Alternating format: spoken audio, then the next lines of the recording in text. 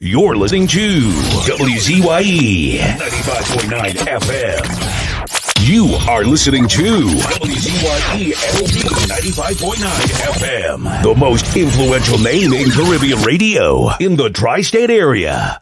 Broadcasting from East Orange, New Jersey, the most influential name in Caribbean radio. WZYE 95.9 FM.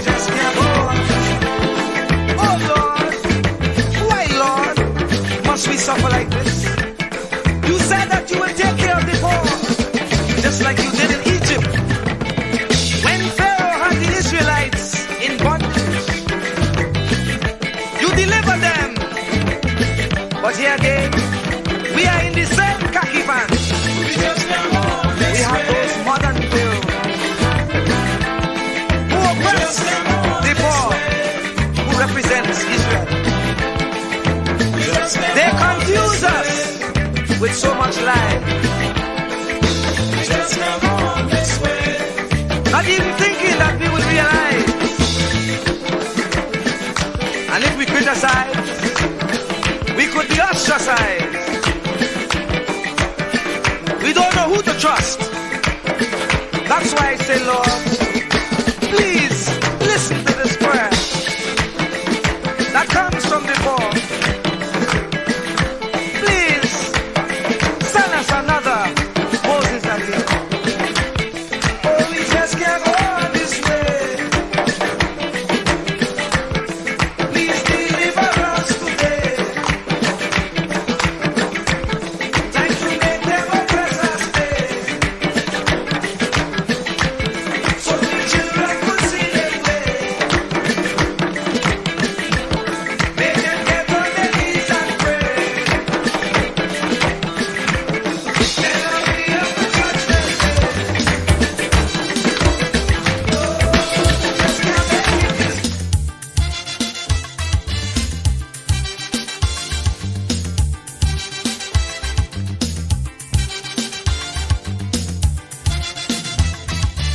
I say you get up one morning, your elders have something. You don't know how they get it, but you want to use it. But if you ask them old people to get the things what they went through, ask them this any day, and your parents sure to say, black man have to keep on jamming, for black man to get a little something. Make up your mind, brother, that you're able to get a pulley and jam with the devil. Why? Black man have to keep on jamming, for black man to get a little something. Make up your mind, brother, that you're ready to swim offshore and hold your boat steady. Black man have to keep on jamming, for black man to get a little something. So when you hear you get a little something with that dragon, now you keep watching, because I don't tell you already. Black man do get nothing easy.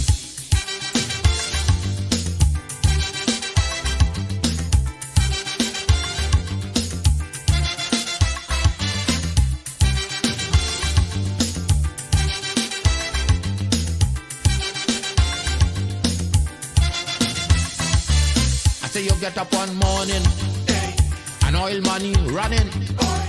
How it come you don't know, so that it can how the thing go. But if they read about Uriah, they wanna find out the pressure. How we get so much old hell to get a penny from TLL.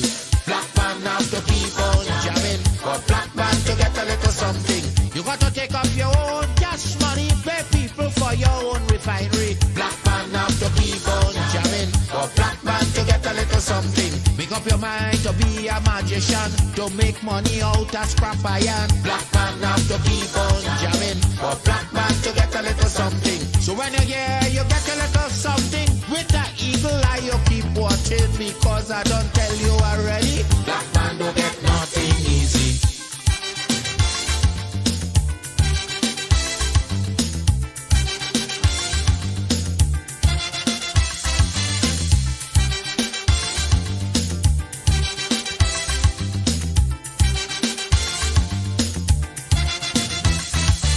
I say we got up one morning, independence happening, getting the thing come easy. Now they're taking liberty, but if they know about petition, we are to send to England for some woman to tell we in this colony free.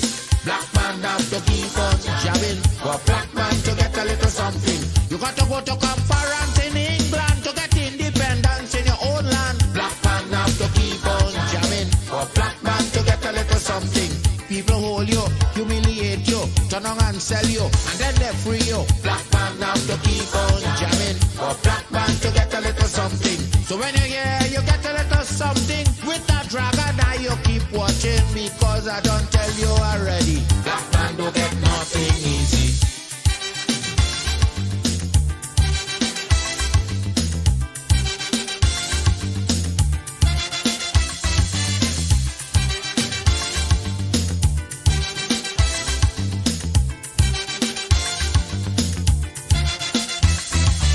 So when a black man gets something, he got to start thinking. You get it easy. You got to practice economy. From getting licks from the slave master to become the land owner. Brother, it's a terrible journey.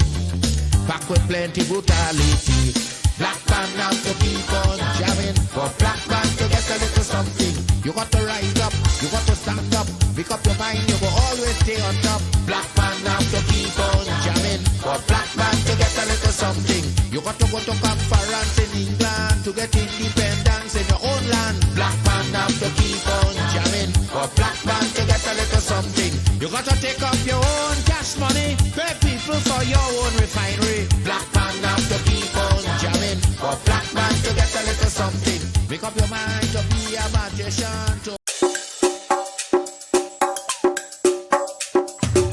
Keep me as the apple of thine eye. Hide me under the shadow of thy wing. O Lord, my Savior. It's so hard to deal with personal struggle. So sad when you feel alone in your trouble. It's real hard when you want to talk to a brother. It's so bad because of how some look at you after. So Jesus, cover me while you fix it. Cover me while you fix it. Cover me while you fix it. Jesus, cover me. Cover me while you fix it. Cover me while you fix it. Cover me while you fix it. Jesus, cover me. Cover my head. Satan want me dead. Cover my back from human attack. So Jesus, cover me while you fix it. Cover me while you fix it. Jesus, cover me while you fix it. Jesus, cover me. People see you smile, but don't know the hurt that you're feeling. Even as God's child, at times your heart does be bleeding. Where can you go when you're really looking for healing? Who know how to flow when your soul needs some restoring? So Jesus, cover me while you fix it. Cover me while you fix it. Cover me while you fix it. Jesus, cover me. Cover me while you fix it. Cover me while you fix it. Cover me while you fix it. Jesus, cover me. Cover me home from evils unknown. Cover my feet so I'll never retreat. Oh Lord, cover me while you fix it. Cover me while you fix it. Cover me while you fix it. Jesus, cover me.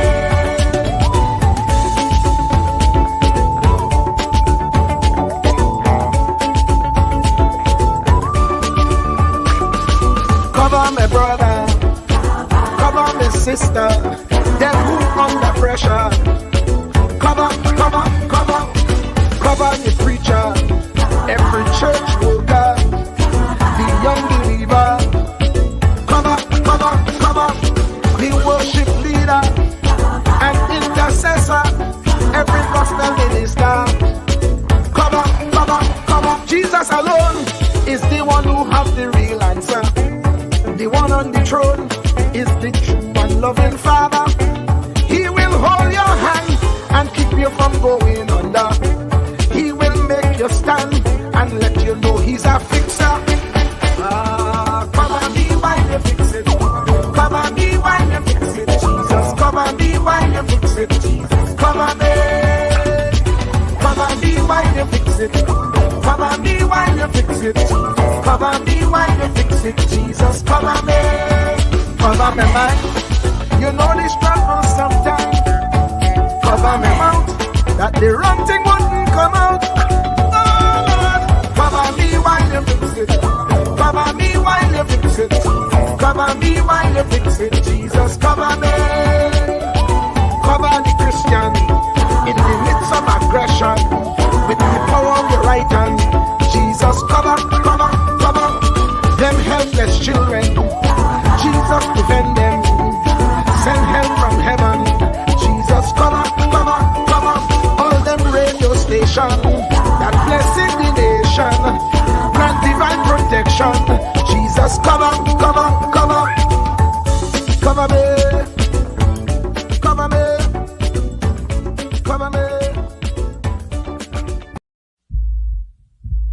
Truer words were never spoken. The less you associate with some people, the more your life will improve. Anytime you tolerate mediocrity in others, it increases your mediocrity.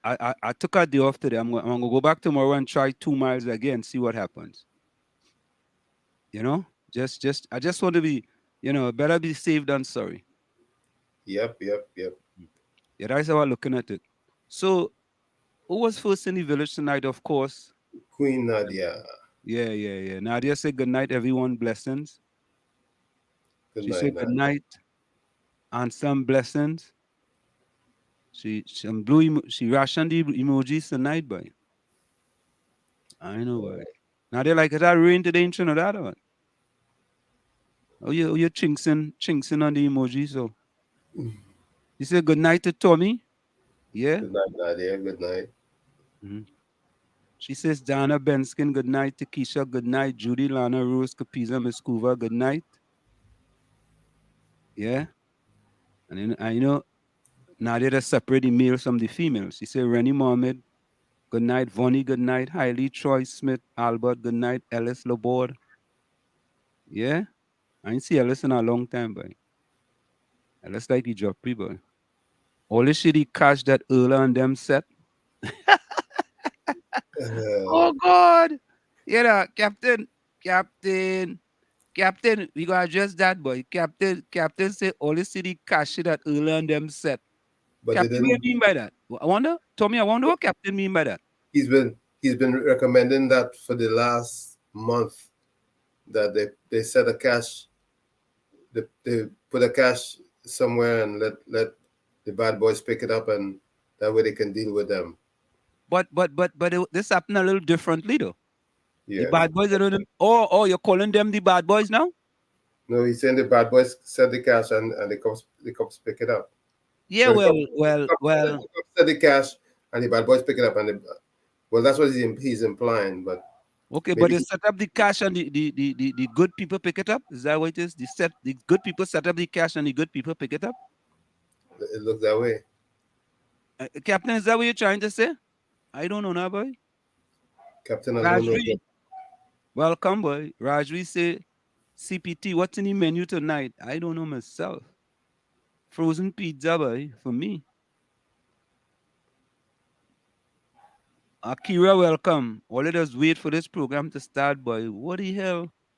Yeah, boy, you no joke, Look, Walton from Tobago already inside, boy. Walton beating all them other Tobagonians inside, boy. Welcome, Tobago. Welcome. But Tommy, what is your take, Tommy, on Hmm? that cash? What is your take? Tell Uh, me.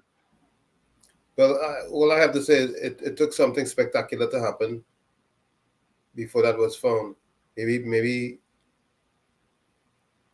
and let me not say. Let me- maybe more caches will be found if more spectacular things starts happening. Okay. Curtis Montchashad, welcome. So you're looking for some more caches to be found? Huh? Oh God. Oh Lord. You're saying something. You want to say something, but you ain't saying it. Oh, well, we keep it real in here, Hamina, We keep it hamina, real now. hamina. Huh? I say something. Hamina, hamina, hamina. Hamana. All right. Maybe Captain could say what he wanted to say, but he said it indirectly. No, all I really want to know is that the intelligence is working. It has to work all around, all the while, and a little bit more feverishly in order to straighten up the situation once and for all. But I commend the intelligence. Nadia said no Rangers Hudson. You command the intelligence. Yes. The intelligence is working. It working? Yeah, it worked. It worked. It worked in this instance. Tommy, I want to vehemently disagree with you. You don't think the intelligence working? Nah, the intelligence ain't working. All right, so that's unintelligence then. Yeah, the unintelligence working. All right. In my estimation, Tommy, we got 6 for 9. Okay. Or we got 1 for 11. Or we got 1 for we get something. Tommy, Tommy, an investigation like that happened in America, what will normally happen? A lot of people will be arrested.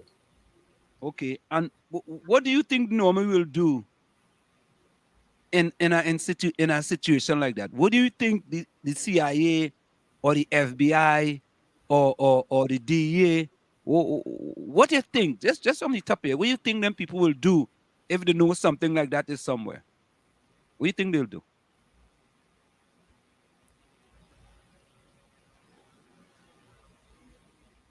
I want to put you on the spot. I'm trying to figure out where you going with it, but All right. So you want me to go where I'm going? yes, please. All right. So listen to this, right, Tommy? So in all my years of working on Wall Street, right? Mm-hmm. I was told once, if you go to a company and you're looking for live bodies and you see a dead body in the corner, right? If you're going to investigate why that person died, I tell them, yeah, I go want to know. They say, but I know what to send you for. You went for live Well, body. yeah, you only send me for live bodies, but if I happen to see a dead body, I go investigate why that person died, because at one point in time they was live. So here is my thing. If you doing a 2 months invest, well, anyway, let me do this. Let me play the video, right? So we could understand what it truly is. And then I also want to play Anil Roberts' video, a video by Anil Roberts that he made too. You know, sometimes what we have to do, we have to listen to the message and not Ignore the messenger. the message, right? So listen to this the video. It's about a 6 or 7 minute video, but we only in the program. So let me listen to this video. After 2.5 months of continuous operation, the Interagency Task Force Right away, that sent a red flag to me. You know why, right? Let me tell you why. 2.5 months of an investigation. All right. Anyway, let the video finish, and then after 2.5 months of continuous operation, the Interagency Task Force, in company with the Garden Emergency Branch, around 2 p.m. today, we went to the Santa Cruz area, where we traversed about 2.5 miles into some bushes, where we stumbled upon what you're seeing here today. It took dedication, motivation from the team that you're looking at to the rear of us. It speaks to the efforts. It speaks to the type of police officers that we have here today and who is willing to do the job and to take the risk that these things provide, the risk involved in policing now more than ever. But we have to put aside all of that because we know that we have a people to protect and serve. Yeah? I hand you over to the Commissioner of Police. Today is another historic day for the Trinidad and Tobago Police Service. As again, and I will say we celebrate a major find, a major recovery. And I want to highlight to the national community the type of weapons and the type of ammunition found today. We have AR-15s, M16, mini Uzis.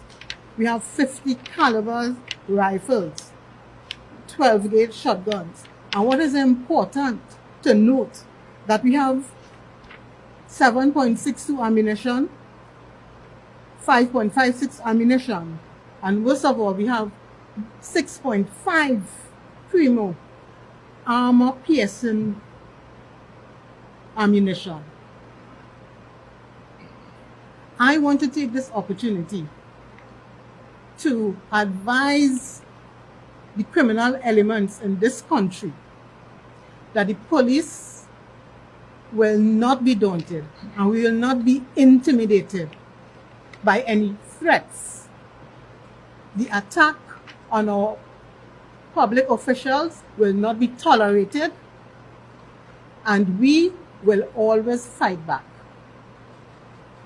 Again, the seizure this evening, tonight,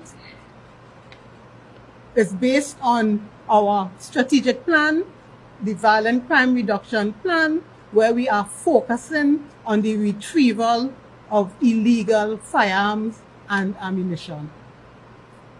I have told the national community that the police service is capable of securing our islands. And I hope that this display would build confidence in the public's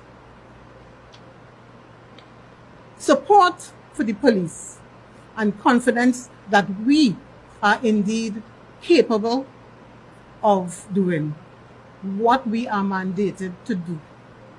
And I want to take this opportunity also to publicly commend the hard-working officers of the Interagency Task Force, the Guard and Emergency Branch, and the other task forces around.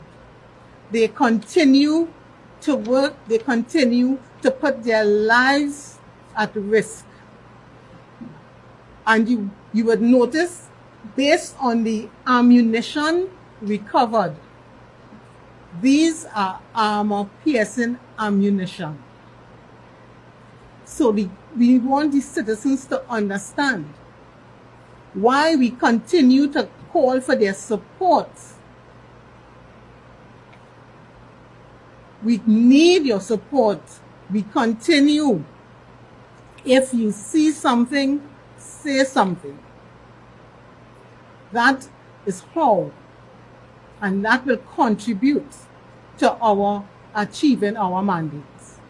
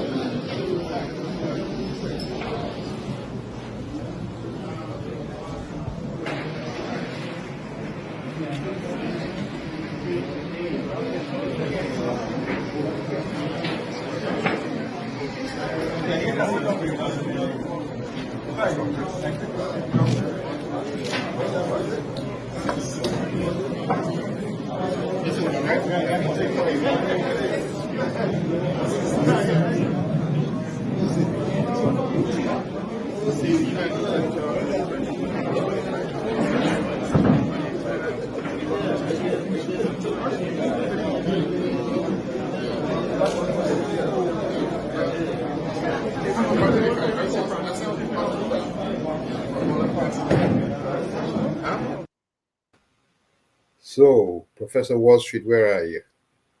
Tommy, the first thing I want to do, I want to congratulate the TTPS on a splendiferous job of taking so much ammunition, arms and ammunition Off the street. off the streets of Trinidad and Tobago. Yep. Right? We cannot not congratulate the TTPS on that. But I think there's a bigger picture in this whole thing, a much bigger picture. Right? Because we were told at the beginning that this was a 2.5 month surveillance, correct? Right. 2.5 months. So Tommy, you could not wait an extra week for somebody to come and try to retrieve them arms to get to the bottom of that? Couldn't wait for that? I want to know if there were 2.5 months surveillance, you saw nobody? Nobody? Something missing, Tommy. Something missing. Something is missing. Because to me, yes, I am going to congratulate them because there is less illegal weapons on the streets. But Tommy, what kind of 2023 policing we have in Trinidad and Tobago? What is it? What type of 2023 policing we have in Trinidad and Tobago? Help me now, Tommy. Please help me. Because I have never been a police officer. Neither I don't have know I. if you have ever been a police officer. Neither have I. But I don't think anywhere in the world, Tommy, that you will go 2 miles into the bush, into the forest or wherever, and you see all them ammunition just sitting down there, right? And you go just bring that back and display it to the public, right? Well, pick up at least half now and leave half there, right? Pick up half and leave half. Let them fellas come and see. They come because they had to come back for it. So I don't know, boy. So you find it questionable. You find Something it wrong. Something you find wrong. it, you find it's more of a PR stunt, and is that what you're implying? Something wrong, Tommy. I'll put it that way. Yeah, not having or not bringing personnel with it, or finding the perpetrators or those who are responsible for putting it there it shows amateurism or amateurish policing. I for the life of me, I cannot understand. Tommy, has there ever been a bus in Trinidad and Tobago, a drug bus or an ammunition bus where the culprit was caught or culprits were brought to justice? I'm asking. I believe so. I believe if you Google it, you'll find instances of it. We can't say that.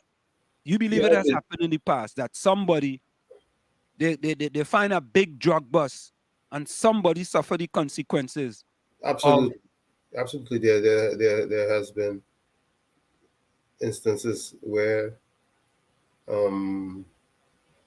they did catch perpetrators.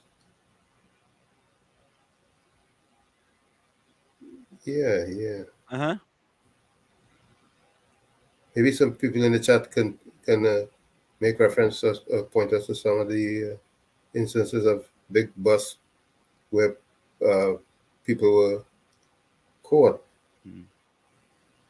Let me say a special welcome to our friend out in the fishing pond in Sandy Grande, boy. Bijram Sugdeo, boy. Bijram says, lock on from fishing pond, Wall Street, and our good friend Uncle Tommy. So this is what Bijram had to say. Welcome, Bijram. Welcome. Bijram says, some deal went sour. They went for it. Just imagine no one arrested. Take note. You hear, Tommy? Yeah. Yeah. I mean, P&M agents said that. You know, of course, there's Arjun. Look, Captain Singh should know, you know. Captain Singh said them said that all you're taking chain up. Let me meet Yeah, the engine up. it's a PR stint, huh? Oh, Captain Singh said, you know how much cash I set up for Taliban to find? And we catch them going to get it. Also, booby trap the weapons. I'm telling you, Captain Singh, you need to call them, you know. You know what? Let me call Roger Alexander, see if you pick up the phone. Right, Tommy? Make a try. Give him a shot. Give him a shot. I'm giving it that shot, man. Let me give it that shot. Want to know what? Because we really want to know why nobody's were found. Yeah, we want to know, man. So, folks, we calling what he is? Sergeant or superintendent or lieutenant? Superintendent. Superintendent.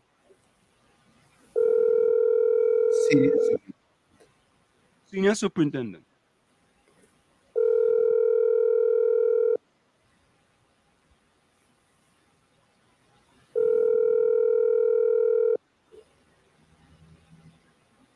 Your phone ringing, Tommy. You really think he's gonna answer? Yeah, they gave that try. Surprised.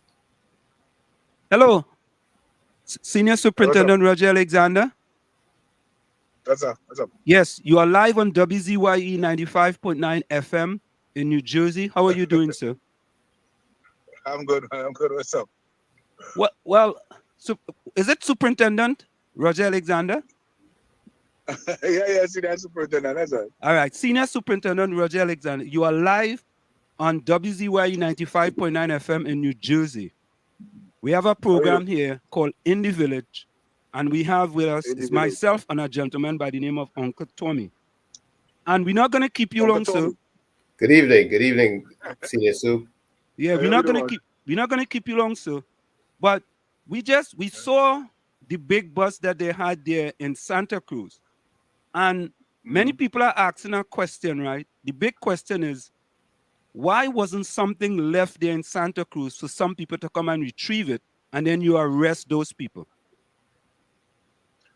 Let me explain something to you. Yeah. While that sounds good, and which might be the better things to do, it might be the right thing, but the better thing to do, we must also remember that the kind of terrain will depend on the kind of operation that we can have there. Yeah. Yeah. Now, gone are the days when you could have left something and men coming up there carelessly. Now the road is monitored, the street is monitored, the air is monitored. You understand what I'm saying? Right. So there's a difficulty sometimes in the type of operation that one might think. Hold on. Yeah, one might think might be the best fit, but it's really not. We took that into consideration when we retrieved the things that we left.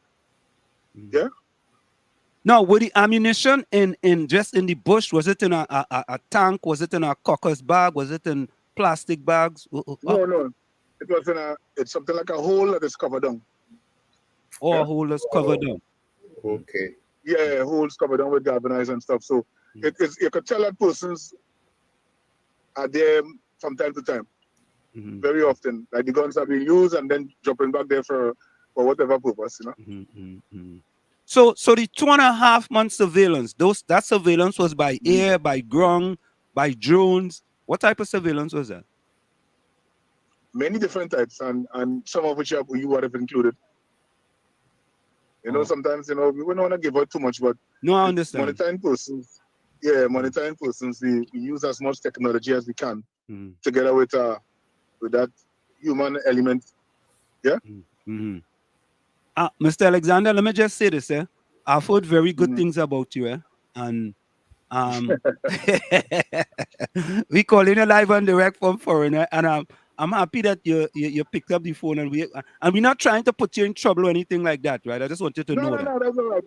What I can answer, I will answer, and what I can't, I can't. Okay, all right. Thank you so much. Thank you so much. So here is the question that we had, right?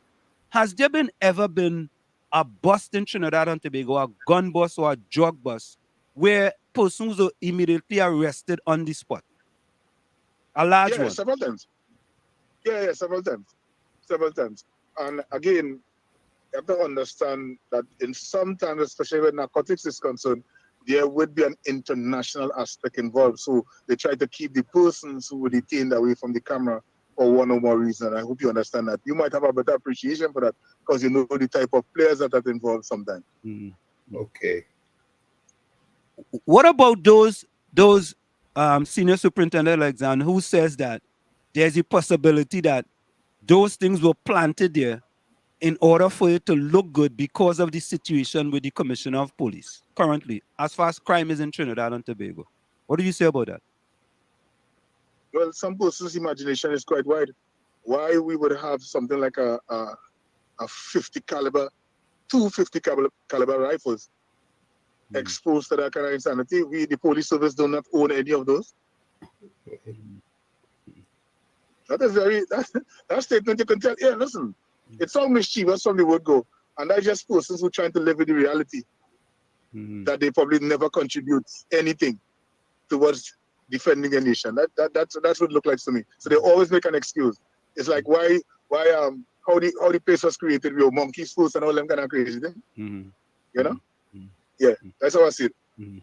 So Senior Superintendent Alexander, right? That's man. Yeah, people are concerned, right? People are very concerned with, the crime in Trinidad and Tobago. And sometimes, right, it doesn't seem like if the TTPS, communicate with the people then and tell them what are some of the things they are doing in order to improve the crime in Trinidad and Tobago. What do you say about that? Improve the safety. I'll tell you this, sir. We have we observe this. Every time that we present a strategy and it don't work well, the public have a tendency to use it and use it as a weapon with their mouth, really. And to me, that's a real. It doesn't give the officers any advantage over anything. So what is the better option? I think we use whatever strategy we have to, and watch the outcome. If it was left to me, I'm not giving too much stack something. I'm not a true. I have no true feelings towards that kind of thing. I like you work hard, and the rewards must come. You do what you have to work hard within the law, and just rewards will come.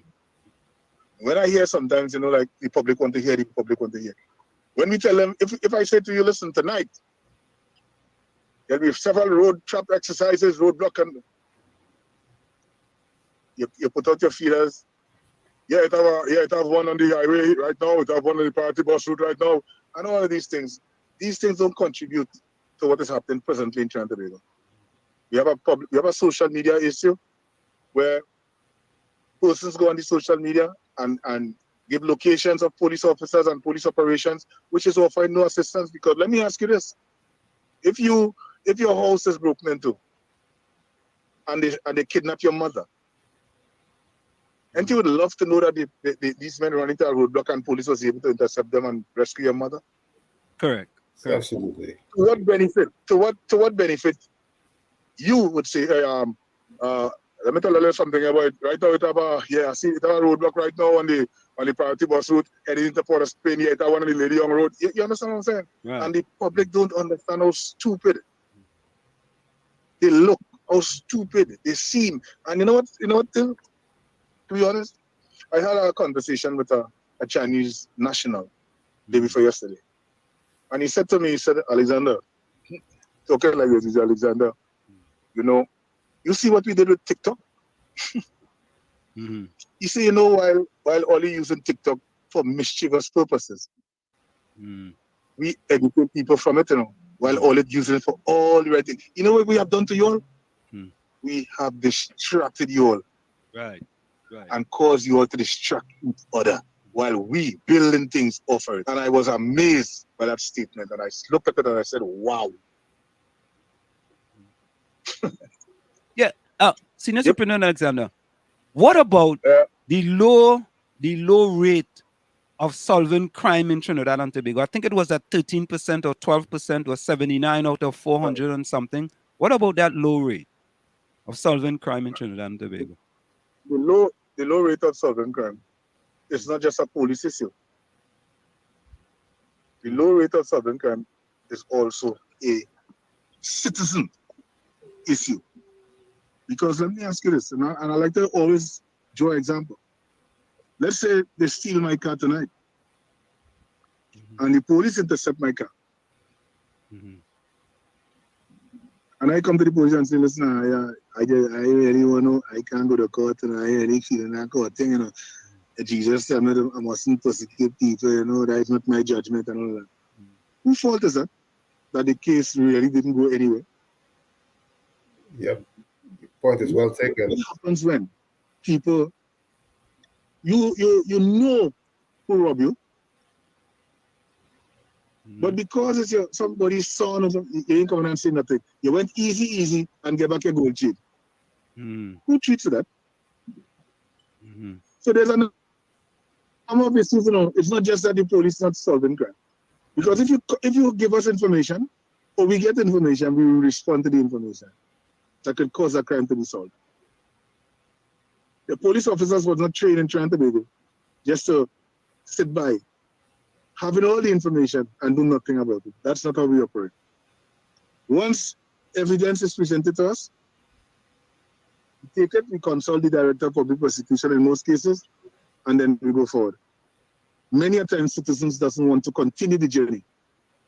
Yeah? But Senior Superintendent, isn't it because many people don't have confidence that if they give confidential information, it will be kept confidential and they could suffer the consequences? Well, here is strange thing, and here I respond to that. Huh? You don't want to talk to the police, but you're giving an interview on social media. What? That makes sense to you? Okay. yeah, me. I don't trust the police. Here the next step. Well, I just normally do this. But today I was walking down the street and two men. You understand what I'm saying, Chief? Tell me, how does that add up to you? So some people, while they build this case against law enforcement for themselves, without good cause, all I see as is a nonsensical statement or thinking foolishly. That's what it is. But Senior Superintendent Alexander, we have to be honest that there are people who are doing the wrong things as police officers. I would not paint a broad brush and say there are many of them. You know, it might be in the minority, but that 5% minority or so can bring down the 95% good police officers. And you're right. And you know what? We don't shun away from. We don't shun away from the fact that we have rogue police officers or officers who run afoul of the law from time to time. But what is good, we are one of the only institutions in Trinidad and Tobago that take a stance against our own. And you can check it if you want to. That is the fact. How many times you probably hear some other institution, this going on and that going on? What did you see happen? Absolutely nothing. But if it's the police, someone is taking me for a court of law and let the magistrate decide. Right.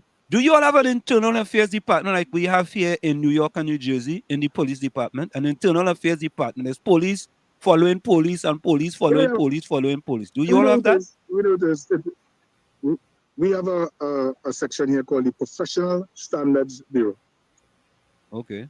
And going further, that might be a police organization, but then there's an external organization too, which is the Police Complaints Authority. Those are civilians. But I don't think basically too. But Superintendent, are those things truly working though? How much time like for 2022? How much police have been brought to charge for illegal activities, for example? Well, I don't have the figures directly on me now, but many of them.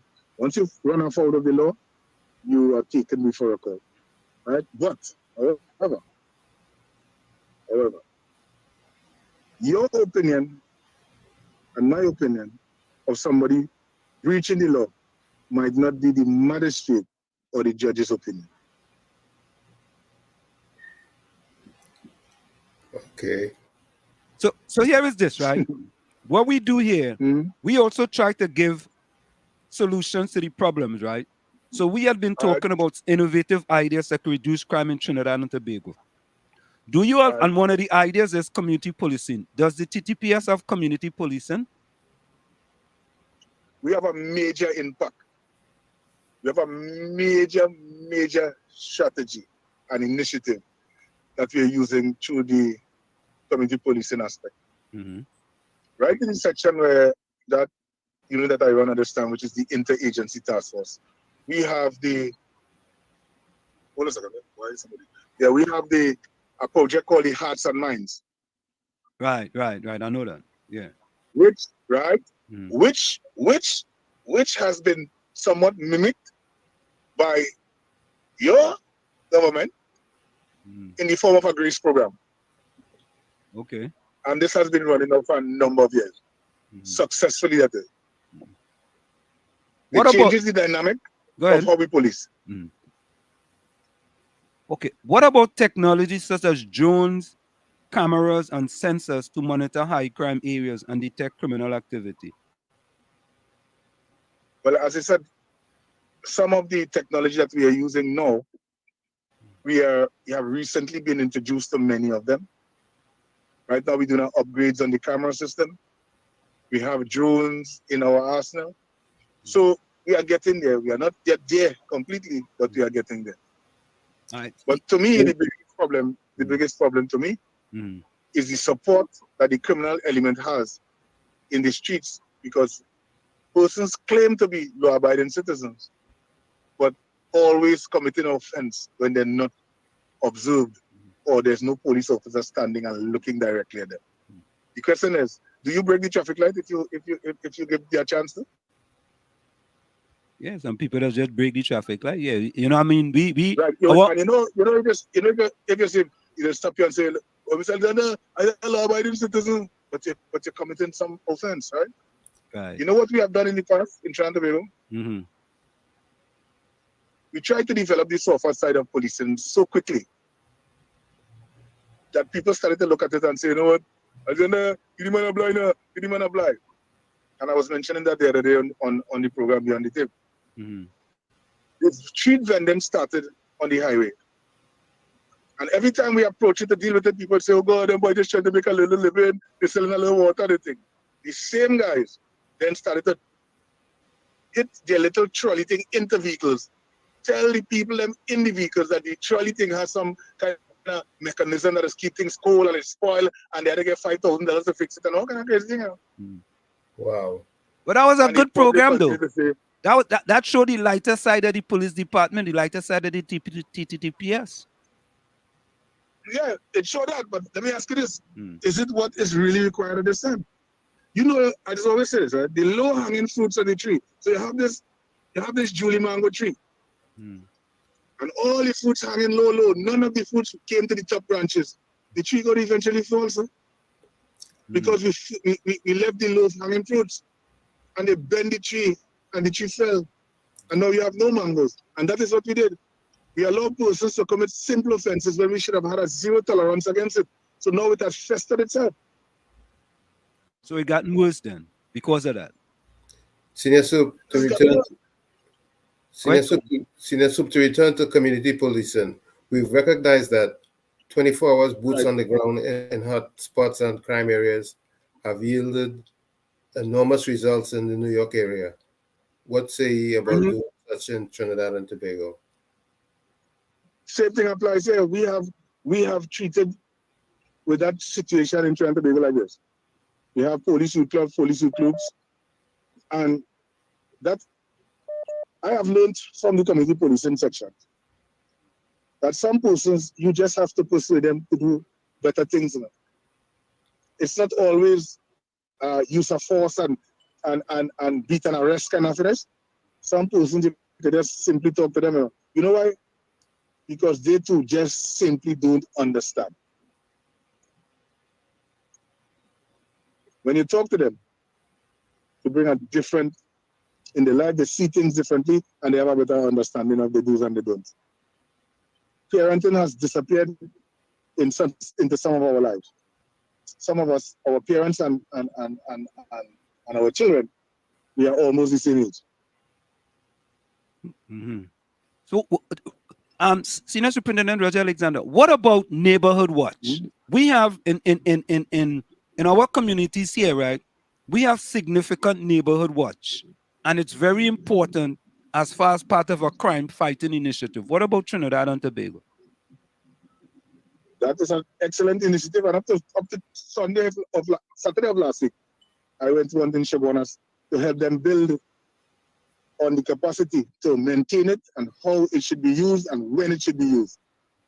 It works quite well here, because what I encourage to is my officers who live in this area to get on board, and also I encourage the first division officers, including the senior superintendents, to get on board as many as they can. So if somebody's having a problem and cannot reach the police service, they can reach a senior officer who might be able to reach the service faster than them, because he might be in possession of a radio or some sort of device that he could communicate with the other members of the police service. You know, Senior Superintendent Alexander, it is, I believe that some of us who are living in the diaspora, right, and who love Trinidad and Tobago a lot, you know, sometimes suggest ideas that can help Trinidad with this. We are not police officers, but we see things happening. For example, at one point in time, you know, Brooklyn used to be do or die Brooklyn, because crime was rampant all over the place. We had a place here called Newark, New Jersey, where crime was rampant. And they have done many things in order to stop, to fester. Tommy here, you know, was a commissioner in Newark, and they have done significant things to reduce crime. And I think when we pose those initiatives to people in Trinidad and Tobago, the first thing they're going to say, oh, they think all better than we, we don't need to do. What do you say about that? You know why I would answer that? Let me answer that like this. Yeah. Let me answer that like this. Experience is the greatest teacher, you know. And if you would have experienced something and he came up with an initiative and managed to control it or to manage it, you look for similar behaviors and trends. And you know, some of it might be able to work. You tweak what you need to. But most importantly, there must be something about that initiative that could be successfully implemented wherever you live. So I don't believe in that at all. I believe that must always take it. You must always take that in consideration. Most of my friends are from Los Angeles, Brooklyn, is Piscataway. Yeah, Piscataway. Yeah, Piscataway. Piscataway. All right. So they will communicate with me, and most of the strategy that they use, or were using over a period of time, we are using it here. Because if you check something, and you're right, community policing is a worldwide phenomenon now. It's not just in one country. It's all over the place. Yes. And it's very effective too. Very effective. Very effective. It's very effective. And let me say this. In some of the most so-called dangerous areas, community policing as well. Yes. It does. What I want you to understand is this. Every country, every community have a different reason for their spiraling crime. Every one of them are different reasons. Some places are gang warfare. Some places is social problems and all these things. You have to now get into there and fit it in such a way that you are able to do something. It makes no sense. It makes no sense that you're community police in the place and you cannot offer anything to assist. It makes no sense.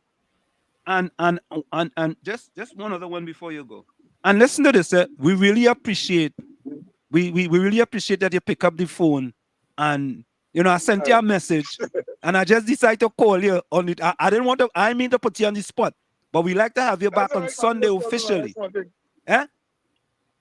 I said you call me anytime you want, man. That's all right. I don't. All right, cool. All right, yeah, cool. I will only tell you the truth. All right, no problem. So last two. What about community service? Encouraging offenders to perform community service as a way to make amends for their crime. What about that? You would like that, but the mentality of the people in Trinidad do not have that capacity to treat that. They don't. It's about, if I come back, I want to hurt you because you put me here when I was trying to eat a food. They're not thinking about anything else than eat a food. You see the eat a food syndrome? You know the eat a food syndrome? Yeah, of course you know that we just call it. You're like a child. We just call it the EAF. Yeah, we just call it the EAF. EAF. Yeah. Eat a food syndrome. So people not thinking about anything else other than to eat a food. What you do to me must not affect me. But when I in turn do something to you, it affects you. It's a disrespect to you. But you could rob me and you could shoot at me. But if I do the same, I violated you.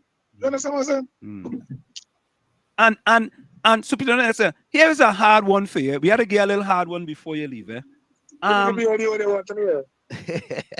Yeah, you know, extra judicial killings in Trinidad and Tobago, it has been reduced over the past few years or so, right? And no, stop. Hold your brakes. Okay, all right. Hold your brakes. Yeah, let me hold my brakes. Go ahead. Yeah. We do not have extra judicial killings. I will tell you why we do not have that. Okay. Nobody leaves the base. Nobody leaves a section. Nobody leaves a command with intentions to go kill anybody. It is the behavior of the citizens with their guns or weapons. Their behavior towards law enforcement. The law enforcement officer would have defended himself, and those persons with the weapons would have invited their own deaths. But Superintendent Alexander, we have known in Trinidad and Tobago that there were persons who were killed and they didn't have any ammunition on them. And like, for example, the situation that happened up in Mova, where the 23 kills got killed. Right. And I don't know if that situation is still in the courts or what, but that was an example where people have said. We've told the line of that, but what I can say is this, right? You might see persons go to court, and until that matter is vindicated in a court of law, then we'll know the real outcome. People's opinion is just people's opinion. Who didn't have and who didn't have. We need to get all the facts. And when that should come out in a court of law, then we will be able to have sufficient evidence to say, yea or nay, that this happened or did not happen. And the last one before you go, alternative sentencing. Implementing alternative sentencing programs such as community service and restorative justice to reduce recidivism. Let me ask you this. Yeah. And I want to ask you a question within the question. In Trinidad and Tobago, when you go to jail, you make more money on the inside than you make on the outside. Explain that. Explain that. I don't understand that. Explain that for me. All right. You know how much I get in jail? Nah. I've never been in jail. $500. How much? 500. For one cigarette? No. Who sells it? The prison officer? No. I want to tell you sometimes you have to understand the reason behind what is happening. 500 for a pack of cigarettes. For a pack of cigarettes, not one cigarette. For a pack. For a pack. 500 for a pack. Right? How in the first place? How in the first place would I say there's nobody selling a pack of cigarettes in prison? You see that question? That's a masterful question. You want to hear the answer? Yeah. It's a masterful answer too. I could just imagine how, but it is happening. Marijuana in the jail. That is not answer. Marijuana in the jail. Superintendent, that is not answer, man. Well, you see, coming from law enforcement, the police. Yeah. I could answer for what my officers do, but that's a different institution, so they have to answer for what they do. So what I'm hearing you saying is that there are certain illegal activities that are allowed inside the prison. It is plain to see. What social media you see, sometimes they keep it a party, a birthday party, and so on, and they keep it all these things going on. Nice sneakers, man, cooking, man, a television, all kind of thing, man, a fridge, the drone and them flying. There are plenty of things going on, man. Well, so alternative sentencing wouldn't work, you're saying, though? No, it wouldn't. No? It has something entitled to bail, and I'm sure they wouldn't want it on. Okay.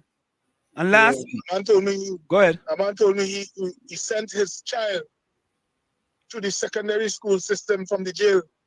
I wonder how. He sent his child to the secondary school system from jail?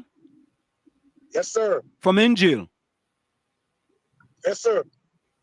So he had to have a phone in order to do that? Explain this to me. Yeah. The police and some prison officials went to the prison and removed several handheld devices. Several. Okay. On one day. So we went Friday. Several handheld devices. Mm. Yeah? Mm-hmm. Saturday we go back again. In the same cell. And get 30. Help me. But Superintendent, how are those things getting inside the prison? You will have to ask those who possess the know-how. Well, you guys don't deal with that, with those type of activities? Of course. But let me ask you this. We have put many of prison officers before the court for contraband and all of that, right? Mm-hmm. We put them before the court. But it continues.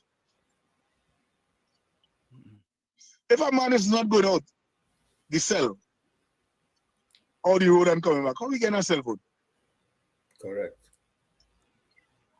He getting it illegally? Somebody in the know, somebody in power within the prison getting him a cell phone. It's that simple. All right. And if every effort is made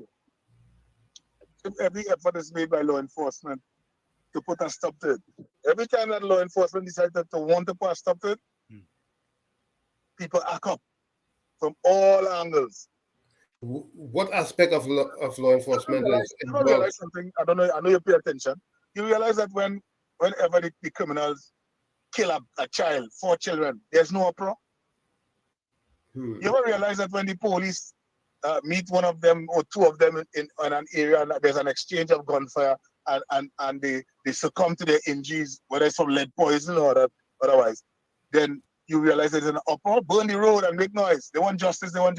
But they could go and kill people. And that is what they would have done to citizens here. Confusing them, confuffling their brain into support. So the police must take a lighter approach to them, and they could come hard at you, invade your home, and kill you in the process. Ain't that something? Tommy, go ahead. Tommy had a question for you. Go ahead, Tommy. No, what I was saying is that with the issues going on in the prison system, obviously, those who are in charge of securing the prisons aren't doing their job, or they are good friends, some of the criminals, and working along with them. So, I mean, I don't think there's any rocket science trying to figure out what to do or who is involved with some of the misbehavior. And this is the reason why it has become so difficult for law enforcement to get a hold on things, because if I am participating to that extent, it is more difficult to detect, because I'm coming to work, I might fit a cell phone in some compartments about my body that might not speak to moral and spiritual values. However, for a fistful of dollar, they might take the chance.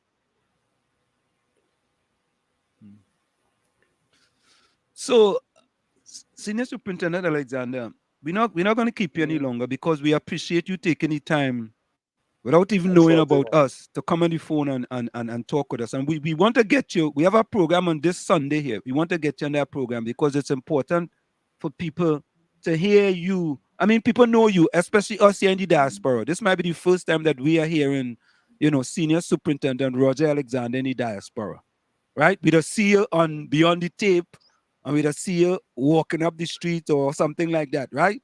But we want to hear you in flesh, talking to the people in the diaspora as well. So we do appreciate you taking the time here. Tommy and I appreciate you taking the time. Any closing words before you go?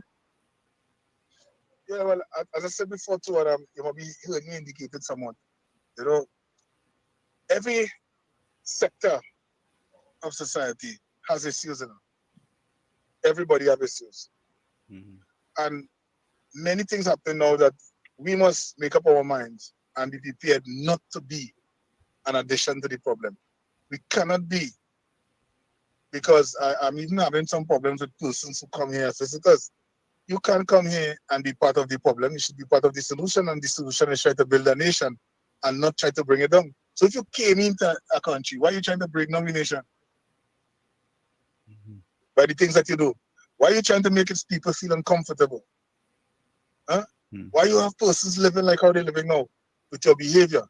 Then why did you come here? You didn't come to be part of the solution. You came to be part of the problem. No problem. Right. Yeah. So we want to say thank you again, and don't forget, we want to get Yeah. to this Sunday. I'll call you off here. So now you have my number. I'll call you off here. Yeah. And What time, sir? Anywhere between 1 and 4 1 and 4 in the evening. Okay. Sunday. Come on. All right. All right, cool. Thank you, man. Bless. Take care. Thank you again, Senior Sub. Okay. Take Yeah, care. man. Bye bye. Yeah. So, folks, there you have it. Tommy, you see, boy, Tommy. That's why it's a kind of a mindset thing. You know, you had to give it a try and see. It's better to try and fail to try. Fail to try. Right. And look how long we had that talk. I even went through. I didn't want to get him off the thing. I even went through the top of the hour. So let's quickly do that, and then we come right back. Okay, we'll be right back, folks. Stick and stay. It's Professor Wall Street and Uncle Tommy, and you on WZYE 95.9 FM. Stick and stay. We'll be right back. You're listening to WZYE 95.9 FM. You are listening to WZYE 95.9 FM, the most influential name in Caribbean radio in the tri-state area. Broadcasting from East Orange, New Jersey, the most influential name in Caribbean radio, WZYE 95.9 FM. Who represents Israel? They confuse us with so much lie. Not even thinking that we will realize. And if we criticize, we could be ostracized. We don't know who to trust. That's why I say, Lord, please listen to this prayer that comes from the Lord. Please send us another Moses again. Oh, we just can't go on this way. Please deliver us today. Time to make them oppress us pay. So the children could see their way. Make them get on their knees and pray. Then I'll be up to judgment day. Oh, just can't make it this way. Please deliver us today. We like the Israelites did it. Please send us another Moses again. Lord, we just can't make it this way. Yes, And of course, we are back with you. It's Uncle Tommy and Professor Wall Street and you in the village on WZYE 95.9 FM. Of course, we come to you every Tuesday, Thursday, and Saturday from 7 to 10 p.m. That's Tuesday, Thursday, and Saturday from 7 to 10 p.m. So, Tommy, Yeah. I was pleasantly surprised that he picked up the phone and he stayed that long. I myself was surprised that he answered in the first place, but he's a people's person. It seems like anyway. He's a people's person. He is. It's a good thing. It's a And really good that's a good start. You know, Yeah. and I've Yeah, got a he lot has of he has the right attitude for policing. huh? he has the right attitude for policing. Yeah. I've heard a lot of good things about him. I put it that way. You know, and he just confirmed it by taking that interview. Yep. Off the cuff, you know, without being prepped or anything. Yeah, he wasn't prepped or anything like that. And we asked him some of the ideas that we had came up with and we had read to the people. And he said he would like to see some of those things there because they are not there, you know. So Tommy, we on the right track then. Yep. You know, just to shift gears a little, as we were listening to explainer and he was talking about it just keep ringing in my head about Israel. I know we haven't gone there yet, but it's sad what's really going on up on that end of the world. Yeah, and Tommy, I'm going to play a video on that I think will be acceptable, because there are certain videos that you cannot play because YouTube will shut you down for those. There were two I sent to you. Can you play any of those? Yeah, the one you sent to me, I'm going to play that one. The one with the guy in the parliament or in the parliament, right? Yes. We'll be able to play that one, and that one is really something, because I think, Tommy, people are not understanding what the Palestinians have been through, you know. Or what they continue to go through. And they continue to go through. A lot of people are not understanding that, you know. You understand? They just feel that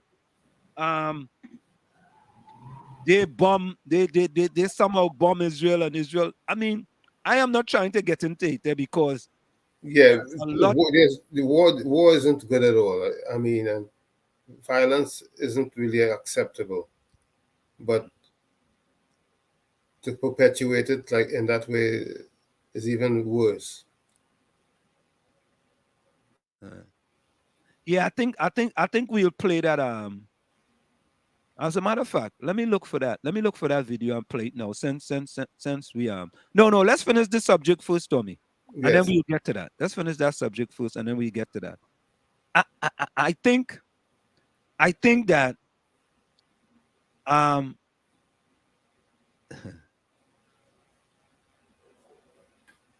Victoria says Alexander is a donkey man. Talk with authority and respect, unlike some others. Joy Smith. Okay. Heidi says maybe they should start thinking of having different levels of prisons.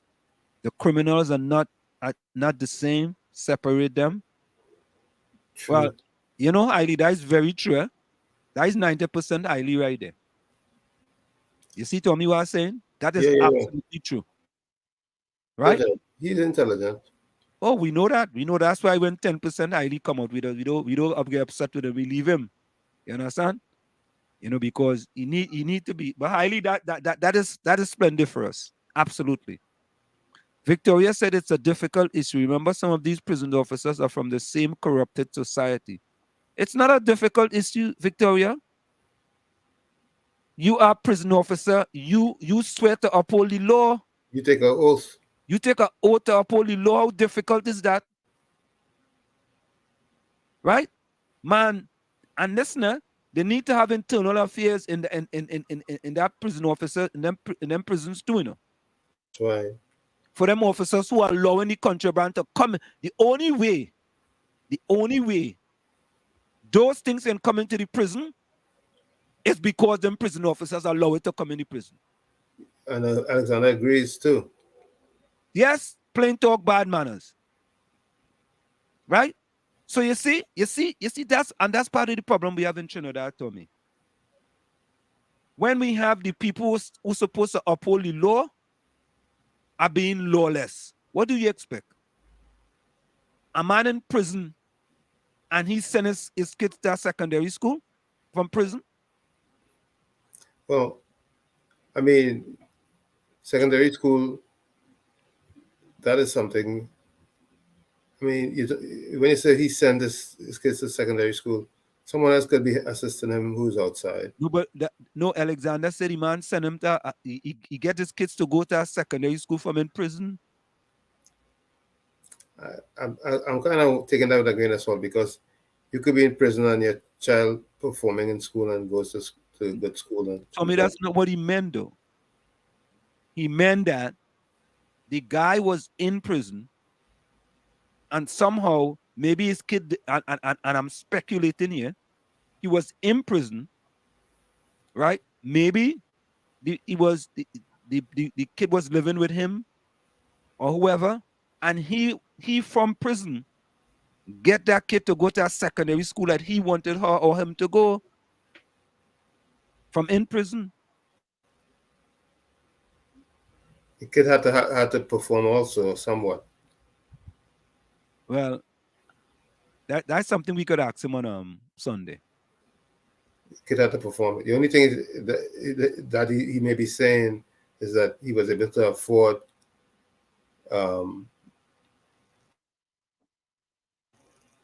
or finance. Or that too, Tommy. You're correct. That too.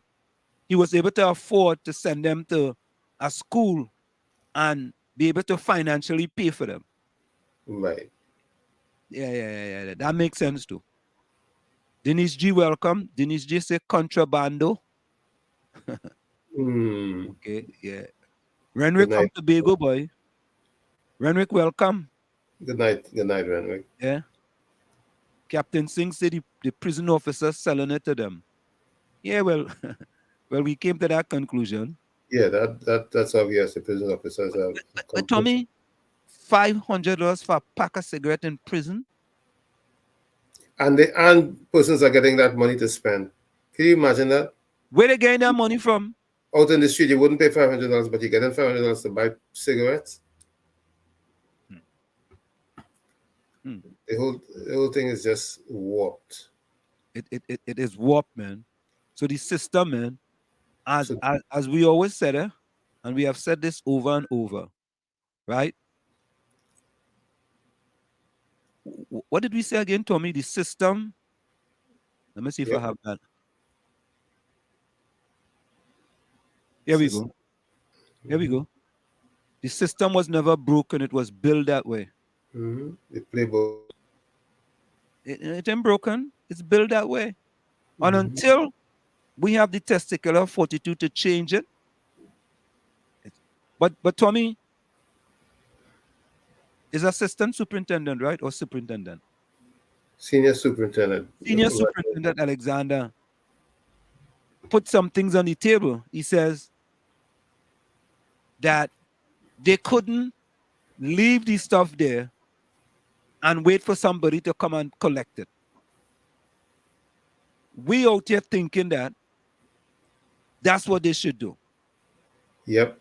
So basically, he said based on the terrain and the location, it was impossible to put 24-hour boots on the ground, or should I say surveillance in place. Right. And you know what, Tommy? That kind of makes sense, eh?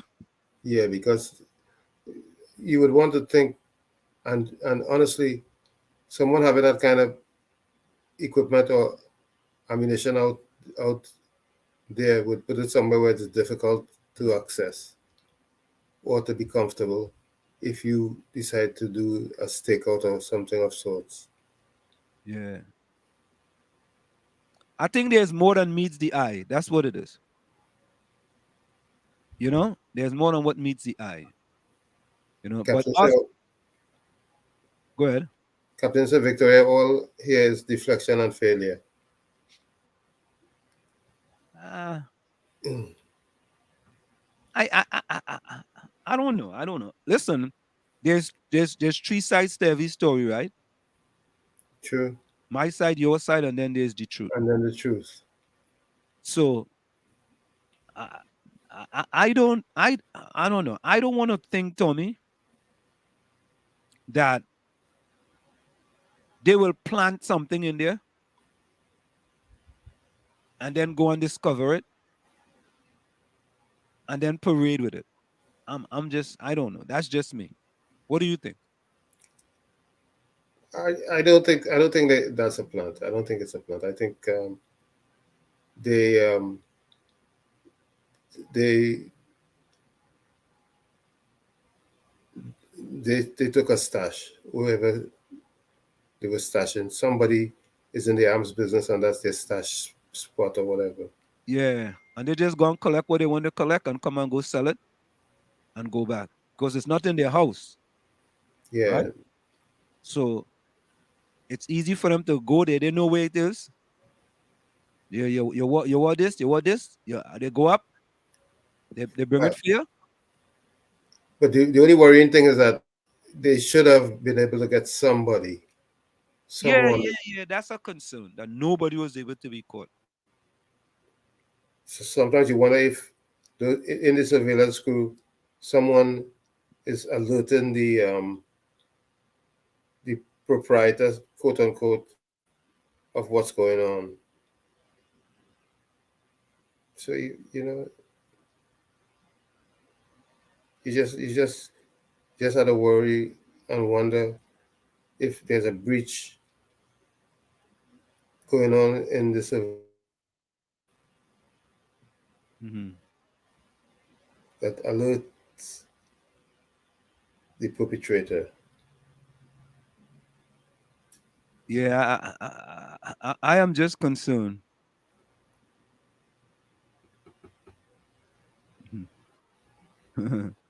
Judy says that was a gun show put on by the leader, and Sam, you nailed it. Boom.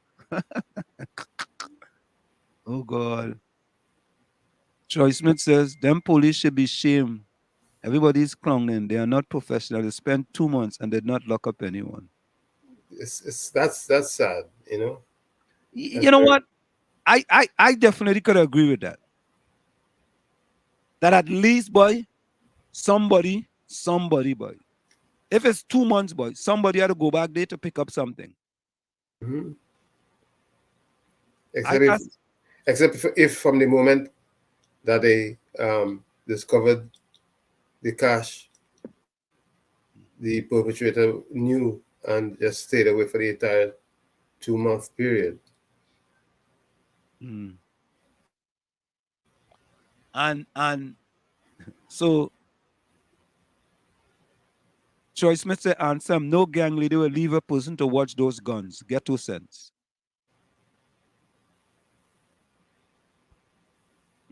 Will not leave a person to watch those guns.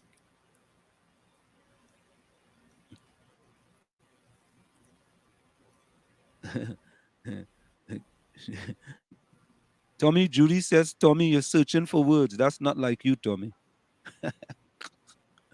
You're right, Judy. Tommy, you're stumbling, boy, Tommy. What is that story there, Tommy? Well, Tommy has a man who stumble. Or you stumbling? Issues. Now, Tommy, again, I tell people, don't shoot the messenger. Listen to the message. Right? This is what Anil had to say. Doubles and coffee. Just some quick questions for the police and for Erla who found all those guns and all that ammunition and weapon and bomb and grenade and detonator and things. Just a few questions. Number one, who get charged? Who own all that? Who in charge of that? Who was storing it? Who was keeping it? Which people, which human beings get charged? Because them gun didn't just come out of spaceship and land and find itself in the bush where all you stumble upon it. So any charges? Number two, if you found the guns and ammunition and it stumbled upon it in the forests of Santa Cruz, why you didn't just leave it there? Put that under surveillance and wait until somebody who know that it's there come to take out some, any or all and arrest them. Why you didn't just leave it there and wait for the people who put it there to come back to retrieve some of it? I don't understand. What you hurry, come to curry, to come to take it out and put it there and display it for me. You see, before I celebrate, before I drink our white oak and soda and say, well done, only just answer that for me. And also let me know what percentage of the guns in Trinidad and Tobago that is. Because if it's found in Santa Cruz, how much gang Santa Cruz have? So let me say that one gang weaponry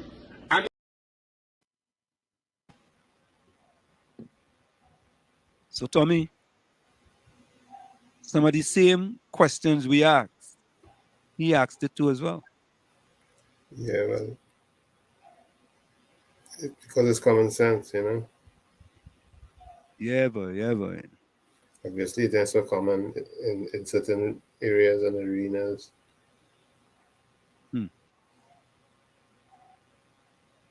Yeah. Nathaniel, our next Tobagonian friend, Nathaniel, welcome. Ansem, give me something.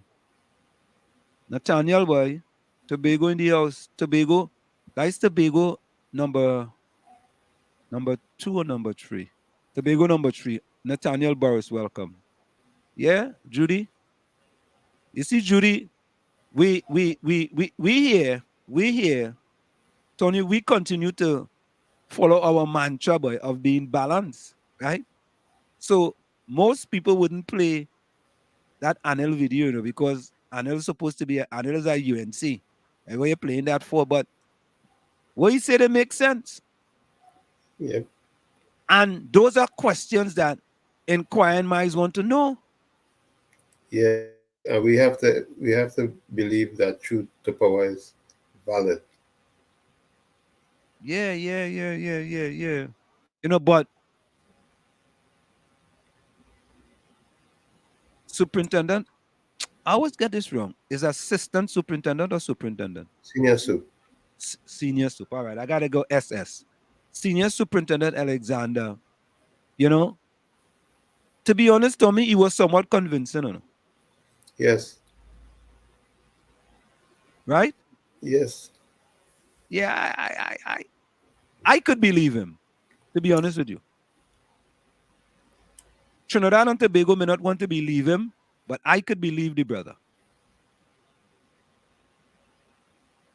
Because it just seemed that he really have the country at heart. It does seem that. Yeah, it just seemed that. Yeah. Nathaniel said blue food in Bloody Bay on Sunday. Yeah, my family is the blue food queen, you know. In Tobago, you know, Nathaniel. Oh, yeah? Yeah, my family is the blue food queen, boy. Dashing, blue food, take dashing and make all kind of blue food, it is, you know. What? Yeah, that dashing kuchula. Dashing chips too? Everything, Tommy. Everything dashing, boy. As a matter of fact, I had to bring she on the program one time, yes. Blue food, you know, she the blue food queen. Boy, yeah. Dashing black cake, dashing punch, dashing wine, all kind of thing, boy, real thing, boy, and it tastes good. Dashing coachella. You never taste it? Never taste any one of them? No. You gotta bring it to New Jersey. Yeah. Definitely. You know, we should do our blue food something in Jersey, boy. Definitely. Most definitely. You know, it just tastes real. You know, it's all kind of thing, you know. Please, so Nathaniel, just remind me there. So, Captain says, so Troy, after the weapons and leave it for them to use, you ever see a 50 caliber round go off or cook off? Nah, boy. Me know nothing about no caliber, nah? 50, me never know nothing about that. I don't know. Sound like plenty. Yeah. I see Judy put some emojis there, boy. What is them emojis? One with a globe in it? Yeah, I just can't understand them emojis, yeah. But Tommy, let me get back to Israel and the Palestinians. This is what happened today across the world. Watch this.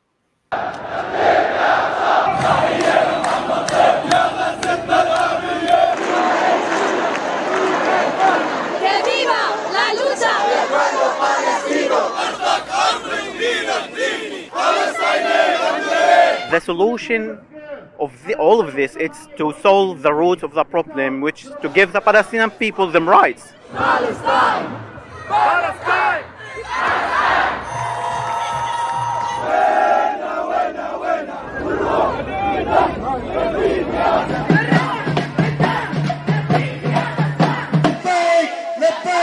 Le pays qui شرم التكبير المسجد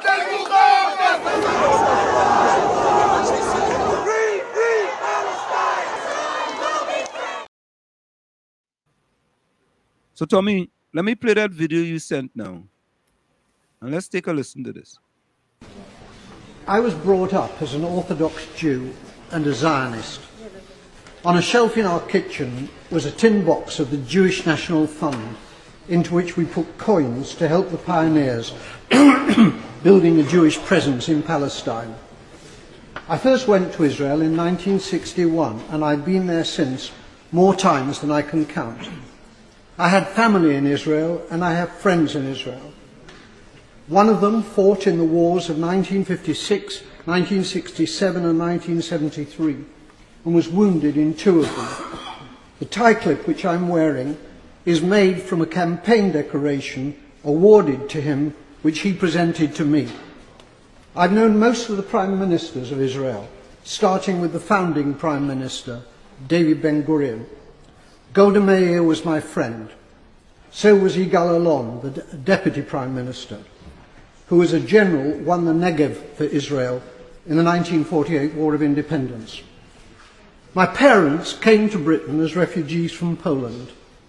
Most of their families were subsequently murdered by the Nazis in the Holocaust. My grandmother was ill in bed when the Nazis came to her hometown of Stachov. A German soldier shot her dead in her bed.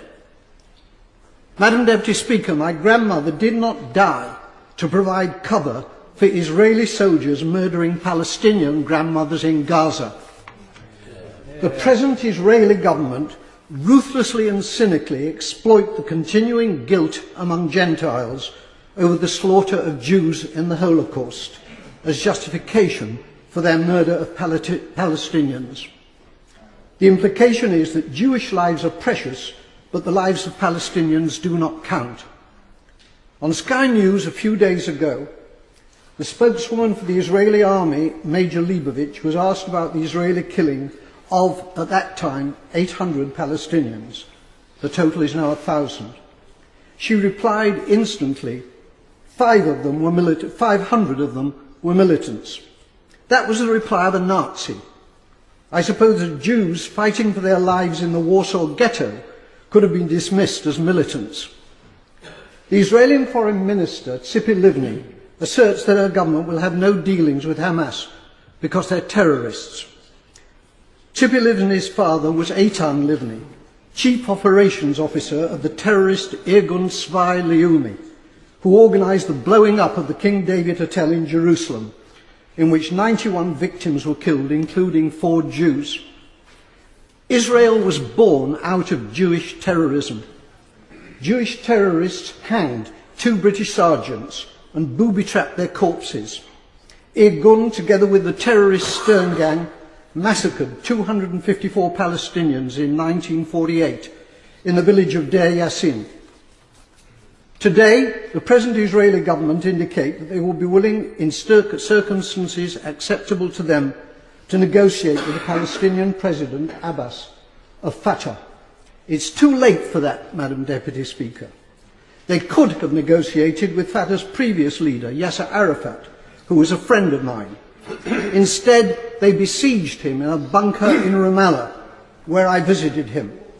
It's because of the failings of Fatah since Arafat's death that Hamas won the election, the Palestinian election in 2006. Hamas is a deeply nasty organization, but it was democratically elected, and it is the only game in town. The boycotting of Hamas, including by our own government, has been a culpable error from which dreadful consequences have followed. The great Israeli Foreign Minister Abba Eban, with whom I campaigned for peace on many platforms, said, "You make peace by talking to your enemies." However many Palestinians the Israelis murder in Gaza, they cannot solve this existential problem by military means. Whenever and however the fighting ends, there will still be 1.5 million Palestinians in Gaza, and 2.5 million more Palestinians in the West Bank who are treated like dirt by the Israelis, with hundreds of roadblocks and with the ghastly denizens of the illegal Jewish settlements harassing them as well. The time will come, not so long from now, when they will outnumber the Jewish population in Israel. It's time for our government to make clear to the Israeli government that its conduct and policies are unacceptable and to impose a total arms ban on Israel. It is time for peace, but real peace, not the solution by conquest, which is the Israelis' real goal, but which is impossible for them to achieve. They're not simply war criminals, they're fools.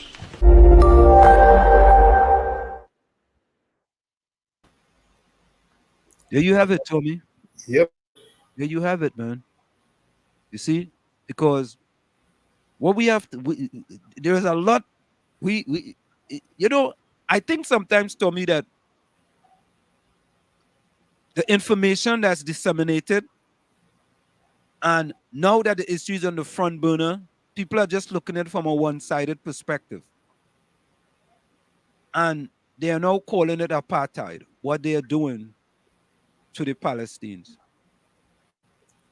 You know? The Palestinians been living in the world's largest prison setting for years. Yeah, can you imagine you're a refugee in your own land? In your own land, man. No, World's largest outdoor prison.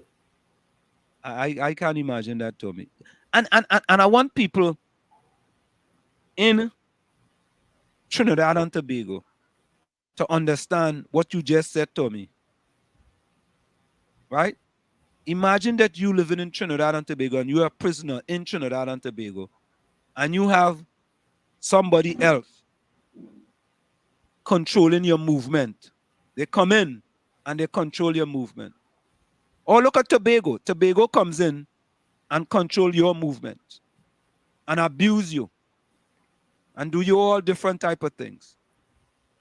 You know? And as the song say, explainer, they just can't go on this way. No. It just can't go on that way. It just cannot. Because at some point in time, boy, them little kids, Tommy, seeing what happening, right? They're traumatized. They're damaged goods. Yeah. We had to seriously think about, you know, because I mean, to me, going to war doesn't make any sense. But eventually, if this keep going that way, you would have those nations around becoming agitated, and the whole area would be in turmoil for a long time. But Egypt already said they're not supporting anything against the Palestinians. They came out and they said that. You see? They said it. Yeah, so they will allow them to be slaughtered. That's basically what they're saying, huh? Well, Egypt is right next door, you know. I know, but would they just keep them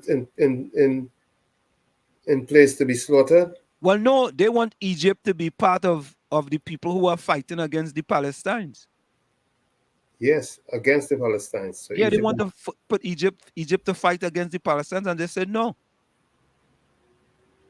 Right? We're not fighting against them. What about Lebanon? I haven't heard anything about them as yet. Lebanon is to the north, no? I'm not sure. But I haven't heard anything about them. So we have to really go back into the history of this fight that's been going on for years upon years upon years. And imagine you're a refugee in your own land. Right? No, Troy Smith, you're right, you know. This war, so-called war, oil prices are gonna go up. Of course. Yeah. Oil prices are gonna go up. But what a way What a way, Tommy, to look at things, because people are dying. Yep. You know, I mean, And the numbers that are reported on the Palestinians are always deflated. it is unbelievable. Don't believe everything that you see in the media. Do not believe everything that you see in the media. As a matter of fact, Tommy, I'm gonna play something. I was gonna wait to play it on Sunday, but I'm gonna play something tonight. You can play Right? it again on Sunday. Huh? You can play it again on Sunday. Okay, yeah, I'm gonna play it tonight, and I'm gonna show you guys exactly what I'm talking about. Right? You cannot trust the media. Even in Trinidad and Tobago, you cannot trust them. They cannot be trusted. And I'm going to prove to you guys when. I'm going to prove to you guys that when we come back at the top of the hour. They just cannot be trusted. Who pays the pipe and names the song? Yeah. 10 years ago, Judy says, 10 years ago, I saw a young man crying, asked him if he's all right. He told me it's really soldiers killed 10 of his family. Mother, father, sibling, cousin, all dead.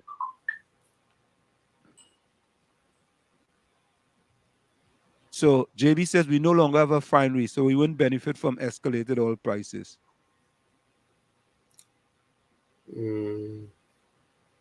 Israel soldiers killed out his family. Wow. Wow. You hear that? Yeah. Man. Yeah. Well, JB, I think he was being general, not just to Trinidad, but to across the world. You know? A barrel of oil is gonna go up due to this war. You know, just like the war between Ukraine and Russia, when wheat prices escalated. Yep. Right? And that means once wheat prices go up, all of the other things that revolve around wheat, they're going to raise in prices too, like flour, for example. Mm-hmm. You know, so Tommy, what are we winning with war these days? What are we actually winning with war? Nothing. What are we winning with our war? Why don't they come and say, let's try to settle the differences, right, between the two of them, rather than pelt one set of money and give them all kind of bombs and give them all kind of ammunition so they could just go and like they want to wipe them off the face of the earth. What good does that do? I don't know. I'm concerned about Biden's posture. I am too.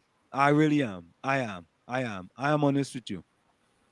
I just don't see what I know. Israel is an ally. I understand that. But you can't encourage your ally to perpetrate heinous crimes. But I think they should be trying to encourage peace. Exactly. I think they should be trying to encourage peace. Right? Rather than trying just, all right, well, all they want some more bombs. Right? Whatever all they want, we're going to give it to you because you are our ally. I see something with Iran too, you know.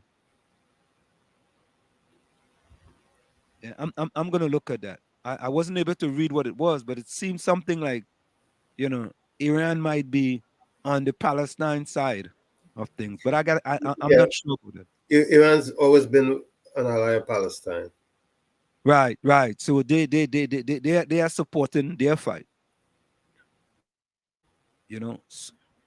So I just the worst thing that could happen is it can escalate in the region, and you have other players coming in or fighting and become a proxy war for many of the other nations. That's the worst happening. The best thing that could happen is that we have a resolution. But Tommy, doesn't the UN get involved in these type of things? Isn't the UN about peace? Huh? The UN is supposed to be about peace, right? the pays UN the should be sending negotiation teams for the Palestinians and Israel to negotiate, sit down and negotiate. Who pays the piper? Name the song. So what's the purpose of the UN then? Then And is it United Nations?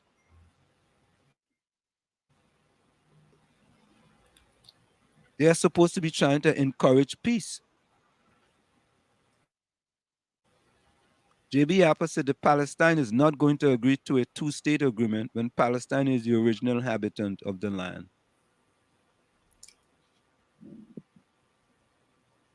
Well, something got to give. The only solution at this time is a two-state solution in a respectable manner.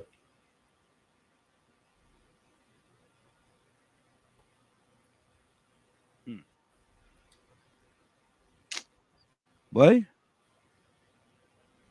Yeah, UN is about peace. Well, if no countries had armies, this will never happen. But highly, the superpower, all of them have to have armies. They don't have to have it, but they want it because they want to protect themselves against people who they consider their enemies. Or any hostile invasions. Yeah. Because think about it, Tommy. If you don't have an army, they can do you what they want. That's right. Right? You need protection. And that doesn't mean to say if you don't have an army, people won't still try to invade you. Right? They could have an army and you don't know they have an army. And if you live right next door to each other, because in Europe, all them countries are right next to each other, Mm-hmm. Plenty of them are right next door, man. Yes, borderline. Ferry, and you go to that place. Africa is also borderlines. Yeah. I mean, when we went Finland, them other places right next door. We went Italy, places right next door. You went Spain, places right next door. There's so many things. Yeah?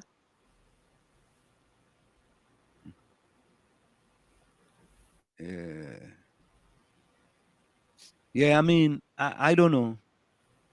I don't know how this thing is going to end, boy.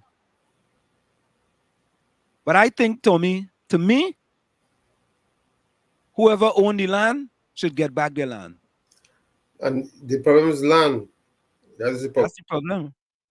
The Israelis want more and more territory. Yeah. So whoever owns it in the beginning, right? They should have the right to get back their land.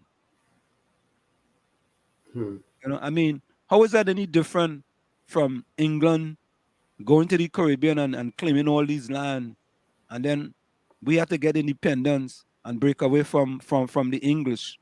Many of these places, the English didn't own their land. They went and take it. Right? Colonized it, yeah. Yep. And when they decide they're going to give it back, they just say, we give you all independence. So, folks, stick and stay. We're going to go for a short break. It's Uncle Tommy, Professor Wall Street, and you on WZYE 95.9 FM. We'll be right back after this short message. Don't go nowhere.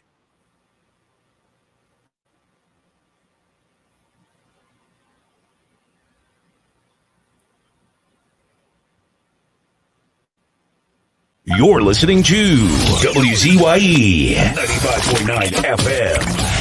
You are listening to WZYE 95.9 FM, the most influential name in Caribbean radio in the tri-state area. Broadcasting from East Orange, New Jersey, the most influential name in Caribbean radio. WZYE 95.9 FM.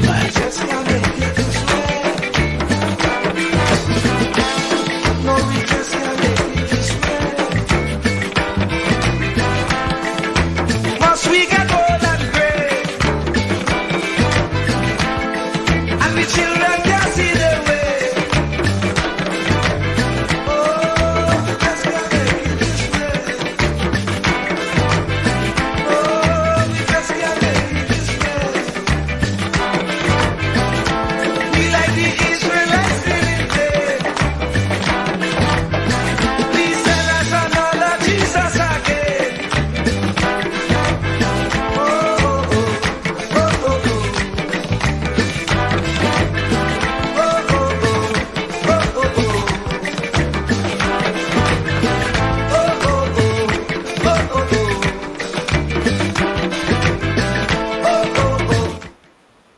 And of course, we are back with you. It's In the Village with Uncle Tommy on Professor Wall Street on WZYE 95.9 FM. We come to every Tuesday, Thursday, and Saturday from 7 to 10 p.m. That's Tuesday, Thursday, and Saturday from 7 to 10 p.m. So, Tommy, I think the Prime Minister made a speech on this weapons. Let's see what he had to say. I think. Let me see this. I just got this here. Hold on. Of guns and ammunition found at the Northeastern Police Division on Wednesday, a threat to national security. In his parliamentary contribution to the budget debate today, Thursday, Dr. Rowley referenced a newspaper headline that highlighted Wednesday's attack on a prison officer. He said the cache of illegal weaponry found by lawmen in a forested area in Santa Cruz should be of concern to all. Dr. Rowley went on to ask citizens to consider the motives why someone would bring in these types of weapons into the country.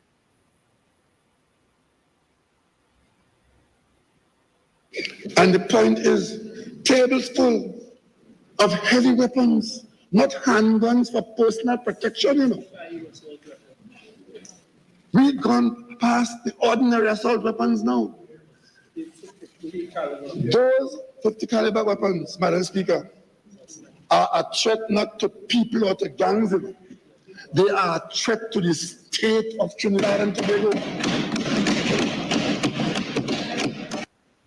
Dr. Rowley advised the opposition that it would be in their best interest to stand with the government against those who wish to do the country harm. He noted that the police service ought to be praised despite their shortcomings. But by and large, we do have, Madam Speaker, a police service that requires to be congratulated. And it is very depressing, Madam Speaker, when other arms of the state don't seem to understand what we're dealing with. Tommy, you see that type of thing? I have a problem with that now. Here's why, right? It appears to me that the seizure of those arms and the press conference and the Prime Minister speaking in Parliament seem to be all timed. I'm sorry. It's political points. But that seemed to be all something that was orchestrated.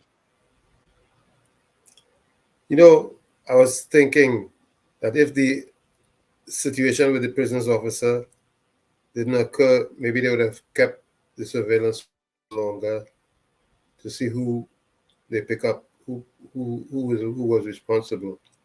But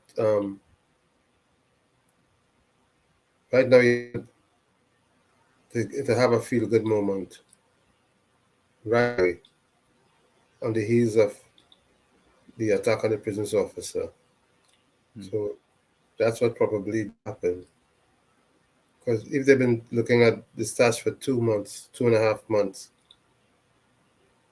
they probably didn't want to wait any longer. They just want to bring some relief or some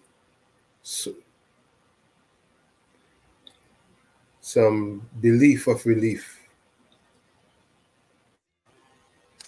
I just it just seemed to me, Tommy, that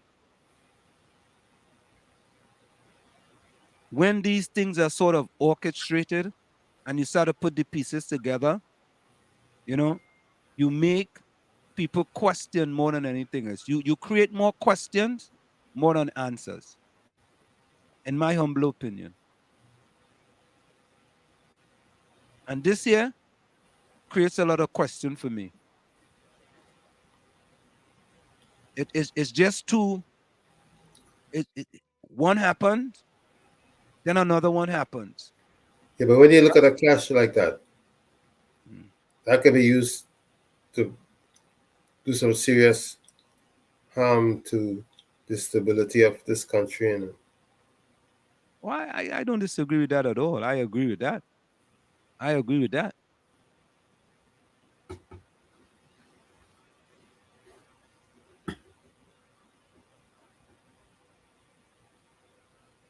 Yeah, I So Troy Smith say And some, your wicked government evict 20 families from their homes today. That's more homeless people in the country. Some of you know about that? No, I guess tomorrow I'll find out. Yeah, okay. Let me Google that and see if that's in the news. But before we get to that, I don't want to get to that yet. I'm going to get to that, Choice Smith. I'm going to get to that. Anybody else have that news? That'll be tomorrow's news, huh? Well, I mean, Choice Smith have it, so it had to be in the news. And some Gary Griffith busted container of guns coming through the airport. Is Rowley pretending like that never happened? And where are those guns now? I'll guess. Maybe they destroyed it. Right? Tell me, what do they normally do with guns when they seize illegal guns? What do they do with it? I don't know. They should be destroying them. You know what? We go ask Alexander that on Sunday. Yep. We go ask him that. What will become of those illegal weapons? Yeah. Yeah. That's a good question. But Tommy, before we get to Troy Smith news, that was on CNC3 Tonight News, Troy Smith says. Mm-hmm. Right? Maybe I could see if I could find that.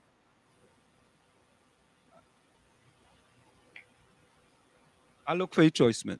But I wanted to go to something else that we talked about here before. And Tommy, that is the video of the parent talking about a situation with her daughter.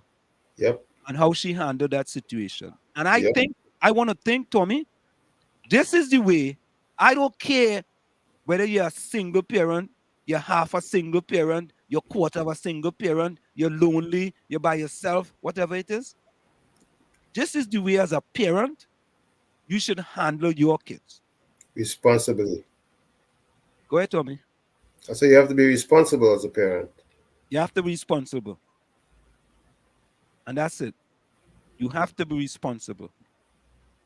And don't pass the blame out on other people. I want you guys to listen to this parent.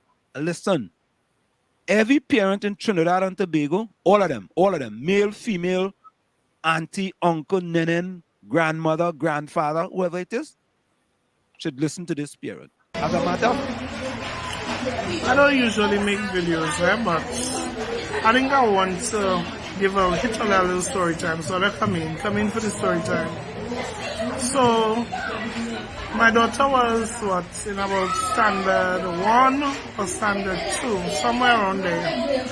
And something happened in the class, can't exactly remember. But the teacher told her to go back to her seat, and it was a situation with some little child who has something, and she told the teacher no, she's not going back to the seat, she's not going and sit down next to the child. So the teacher called her several times, she refused to come. So the teacher calls me, Mommy, this is what is happening with Shana. I said, okay, cool. Just so happens that I was on vacation at that time. I wasn't teaching as yet, I was on vacation from my other job. So I called her father. I said, listen, something going on with Shana in the school. I need to go down to the school. He said, give me 10 minutes. I said, 10 minutes too long. Come as soon as you can. He did come. He picked me up. We went. When I got to the school, met her outside the class, and she come running to me because, yeah, my mother come, mommy come. So she go in and tell mommy, and mommy go in and deal with Miss. I said to the teacher, I said, Miss, could you excuse me with her for a little bit? I would like to go home. And I took my daughter home. And before the father could stop me, because I know he would have tried, I ran into the house and I locked the bedroom door. And I proceeded to give her the cocktail of a lifetime. I gave her cocktail to remember. And when she was done, she peed on her skin. That's the kind of cocktail I put on. And then I bathed her. I put on a new uniform on her. I gave her lunch because by the time we go back, I am assuming that lunch would have already been shared and finished.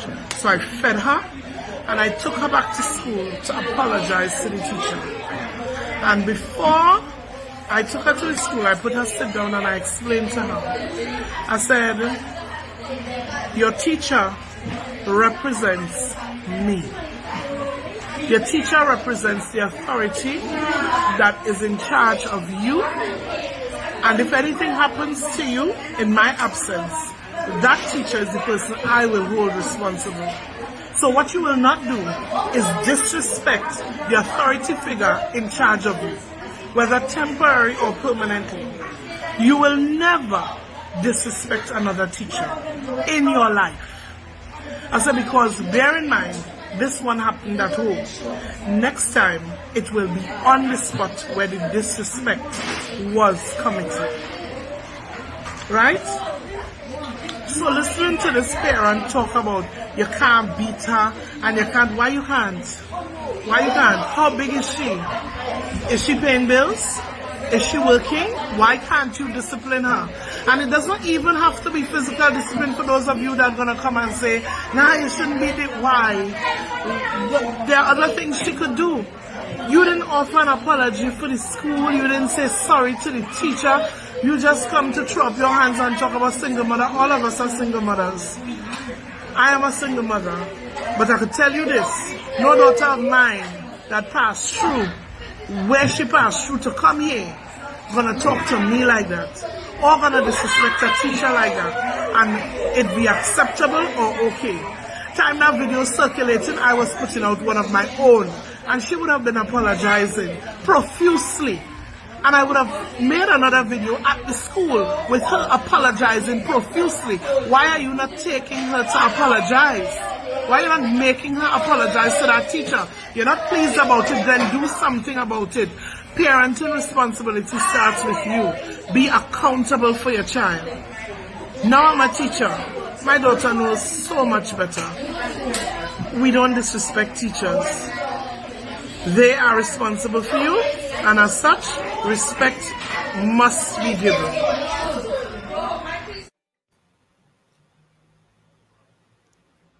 Yep.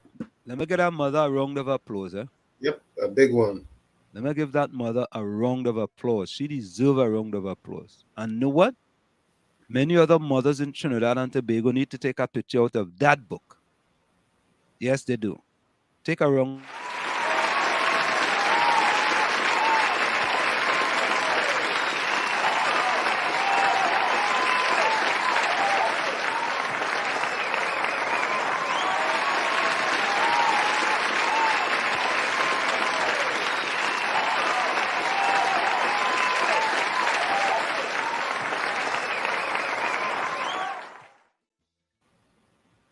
Take a round of applause. Troy Smith, I'm looking at the CNC3 website. On the I ain't seen nothing about that thing, you know. Send me the link, Choice. Let's see. Troy Smith, thank you. Troy Smith, send me the link. Parents in Trinidad and Tobago need to take a picture out of that parent book. Right? That is the type of parents you all need to, and that is the type of videos people need to be sharing in Trinidad and Tobago. That is the type of videos they'll be sharing. That other video we played the other night there, with that lady talking about, I mean, I just don't understand. Hey, Tommy? And what is it, Tommy? You make them, but you don't make their mind. That's what she said. She That's said what that? it is. You know, my mother used to tell me, I bring you into this world, I could take you out. Correct. That's what I used to hear. I bring you in, I could take you out. Right? Anytime you under my shelter and I paying the rent, I paying the light bill, I paying the mortgage, right? I paying the gas bill, right? You under me. I mean, not under, but you have to respect me. And when you go out, right, you are an exemplar of me. And that mother deal with it full 100. Full 100. Okay, Troy Smith saying St. Madeleine. And we go chance if we could get it before we go tonight. Yeah? And that's what we need to do, Judy. We need to applaud this mother. Right? Boy, look. Victoria say, parent, thank you. You're so right. That's why the children are so. It starts at home. Yeah. You go to school and you're going to disrespect a teacher.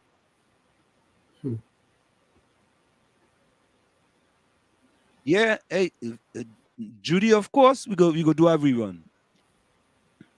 We're going to play that on Sunday. We must play that. And we are going to tell them parents, this is the example of a parent that all them other parents, they should call that parent and talk to her. That is what they should do. Right? She should have classes. She should have mentoring classes for all them other parents.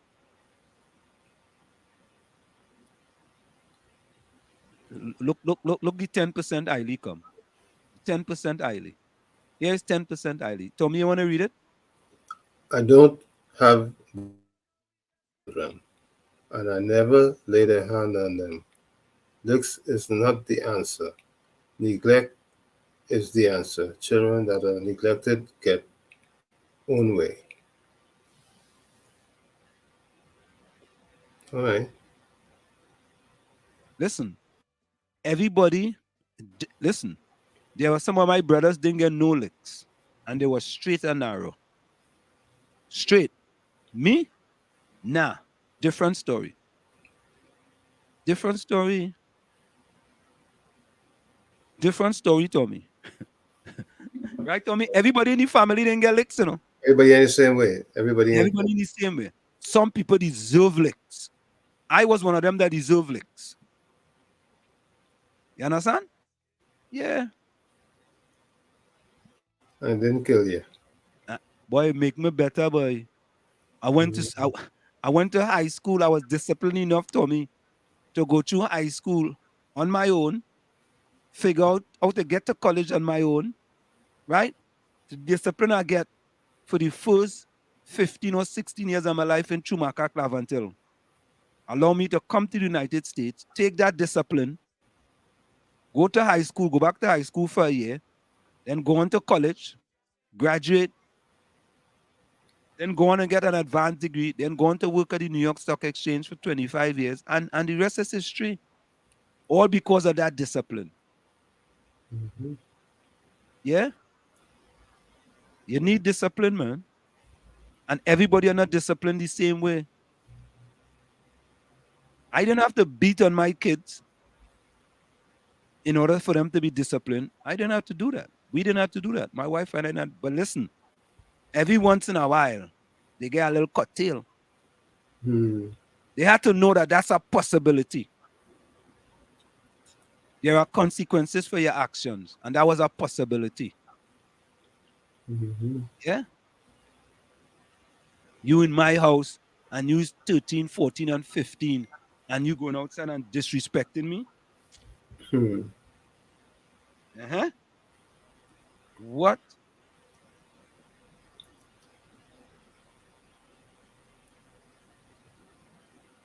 All right, so look, I just get it here. Hold on a minute. Let me see.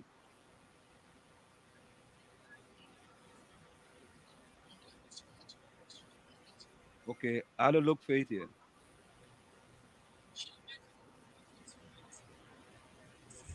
Yeah. Troy Smith, you had to send me the thing video, man. You send me the old news story. You had to go through that news story, Troy Smith. I don't have time to go through that story, no?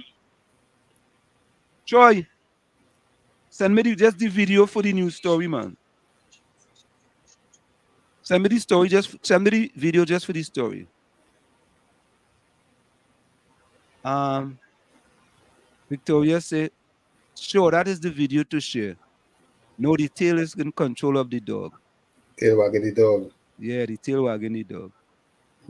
Ali says, Anselm, what makes your behavior of an animal compared to your brother? Eiley, Eiley, Eiley. Like 10% Eiley. Children are disrespectful because they learn their behavior from who? Eiley, Eiley. My brothers and them were very, very respectful. Very respectful, right? But I was just a different breed. Yeah? You're a rebel. Tommy correct is right. I was just a rebel. That without was just without a cause. Without a cause. Yeah, without a cause. Nail on the head, Tommy. Yeah, the nail on the proverbial head. Without a cause. You understand? But it's nice that your mama was on top of the game. Yeah, my mother was very respectful, very hardworking. Yeah. Victoria says you were a rebel. And I really want to know how you become different. Eiley, because you were disciplined. I was disciplined. Discipline. The discipline I get from running, right? Allow me to move that discipline into other aspects of other areas of my life. Yeah? Yeah. Victoria, I used to test my mother. I used to test she. See how far I go. You understand? You know? I push this button to see what it is. I push that button. My other brothers and them don't want to push no button. Them know what it is. And them already decided. See me? They dealt with the utilitarian approach. They know there are consequences for their actions. So their action was limited to not having to get any cut tail. My action was, let me see what will happen. And deal with the consequences. You understand? When I go to school, Tommy, I pushing them to see how far they go. You understand? Yeah. I pushing them. You understand? But when I came to this country, I realized now it's a new beginning. You know, you can't continue.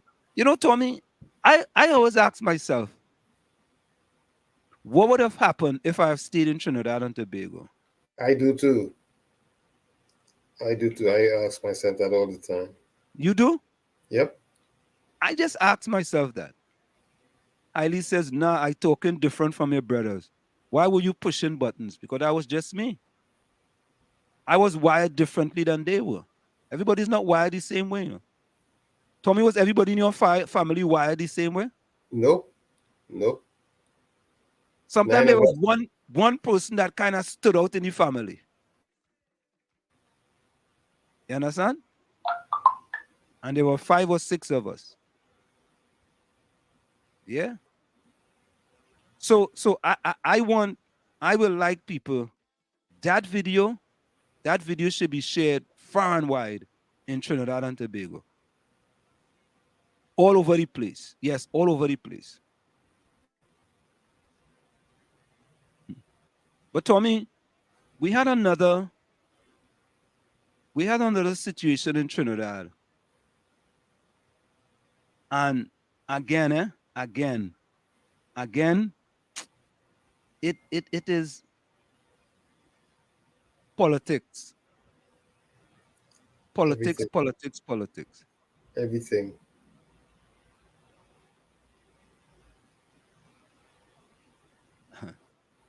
I want to play this video here. Sometimes, Tommy, you don't have to fight a fight with revolution, right? You could fight a fight with smarts, right? That's right. Look at this.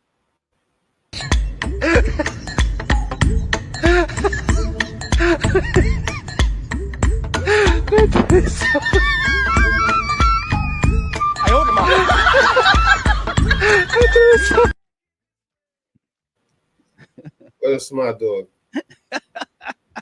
I'm gonna play that again.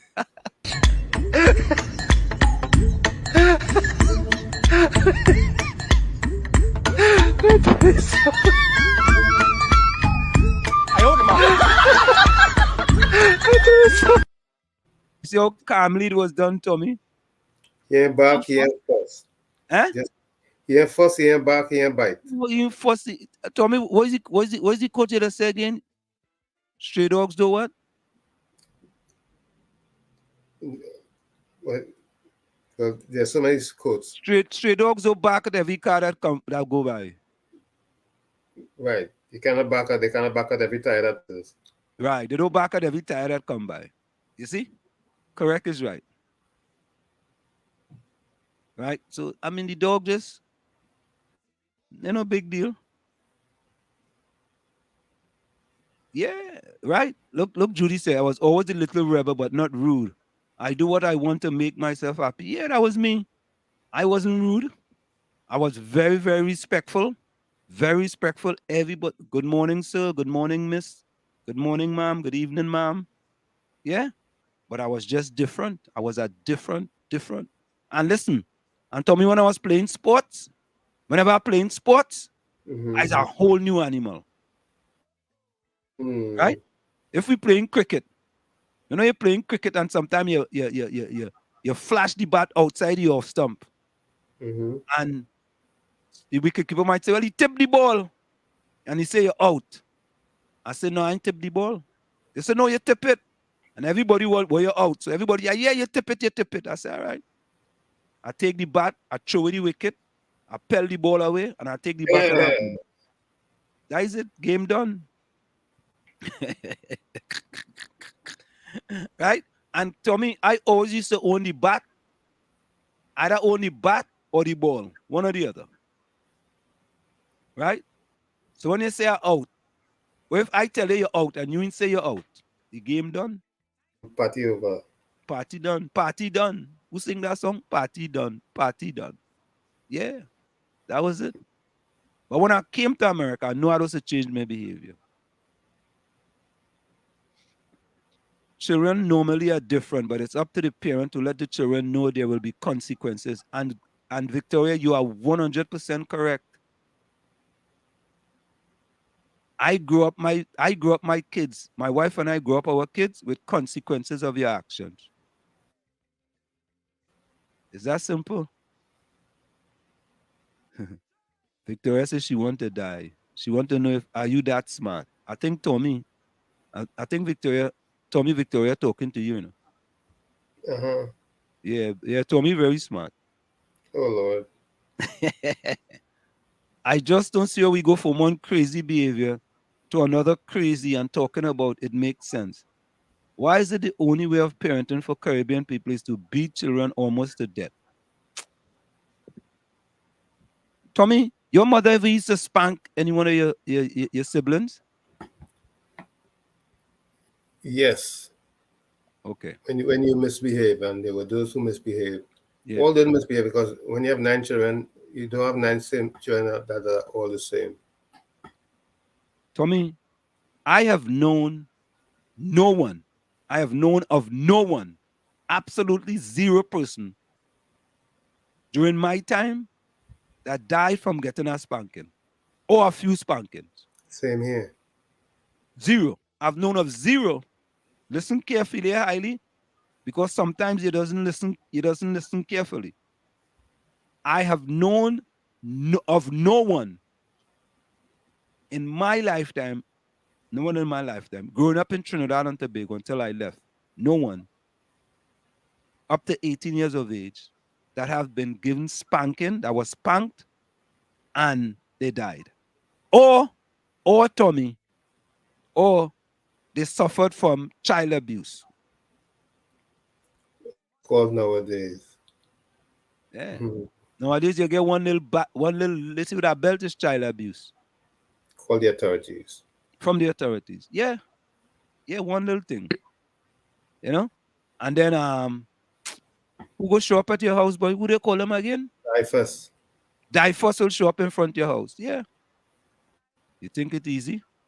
Division of Family and Youth Services. Yep. Show up in front of your house. Oh, I want to show this one. I was going to wait for Sunday to show this one, but I'm not going to wait anymore. Let me see this one here. I want to show this one first. Let me see this one. Okay, where is that one, boy? I had that one in it. Okay, here it is. Here it is. So a person on a radio station played this, said to me, I want you to listen to this one. I want you all to listen to this one. Energy Chamber Chief Executive Officer Dr. Thackeray Driver says the Chamber is looking forward to the changes in the fiscal regime and the taxation surrounding the oil and gas industry in the upcoming budget. Speaking to Business Watch Wednesday evening, Driver said these changes are important within the industry. The changes which are going to help encourage investment in oil and natural gas production, because the country needs to see those investment dollars flowing in, so that we can get back our gas production back to meet demand and ensure we have a long future for Atlantic and for the petrochemical industry in Point Lisas. Canadian energy company Touchstone Exploration hosted their premiere of the world documentary last evening called Without Leaving Anyone Behind. The 40-minute documentary dealt with climate change in a pragmatic, non-polarized manner and transitioned to a new energy future, which featured Energy Minister Stuart Young, many stakeholders and climate activists, and many other experts across the world. Director of Touchstone and professor at the University of Calgary, Dr. Harry Vredenberg, who hosted and interviewed people for the documentary, told the audience that this short film was for people to get a better sense of climate change and how it impacts big energy companies.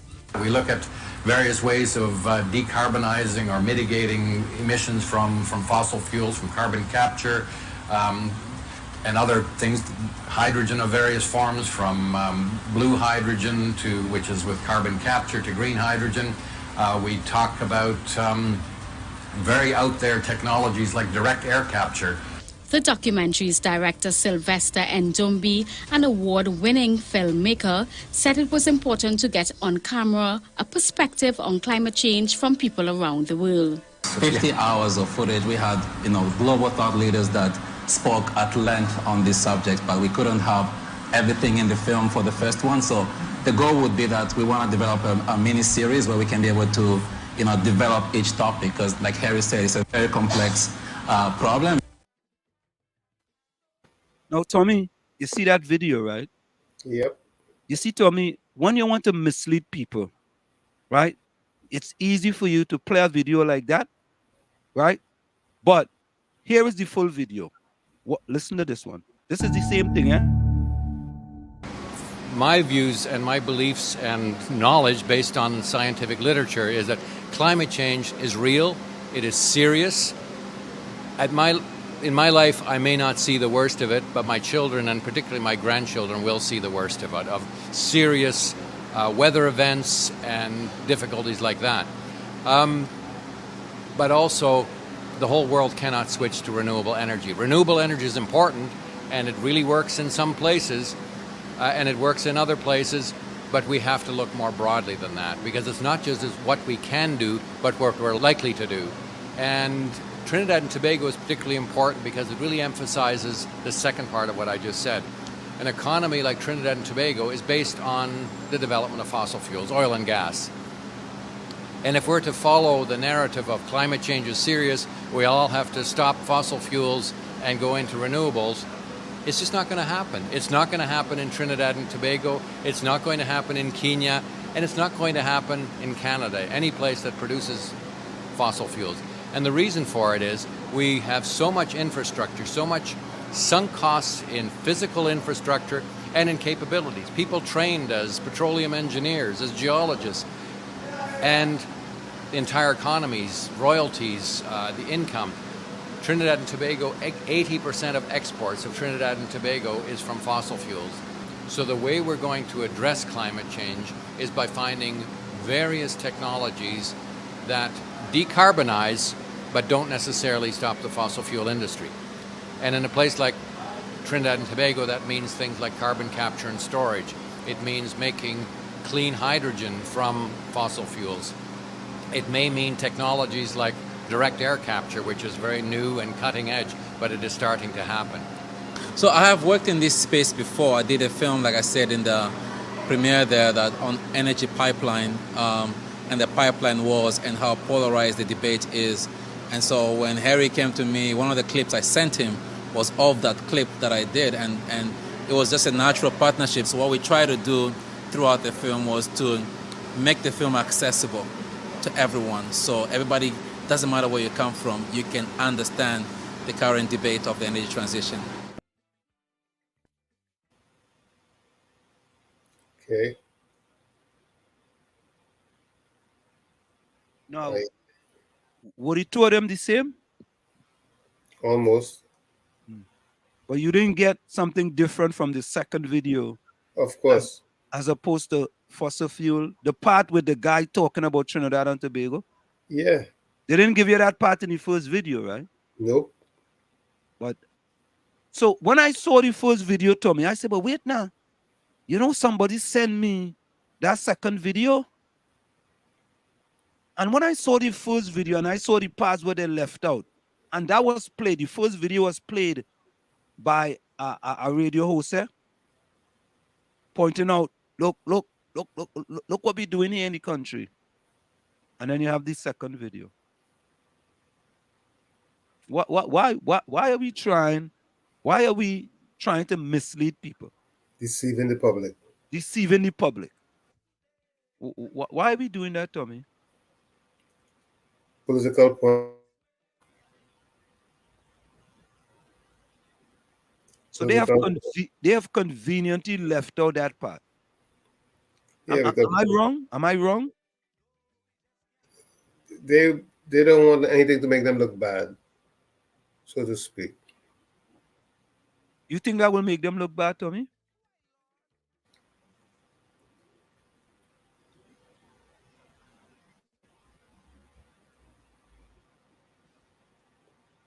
I think is that, is that you don't play it, leave it, or you play the entire thing.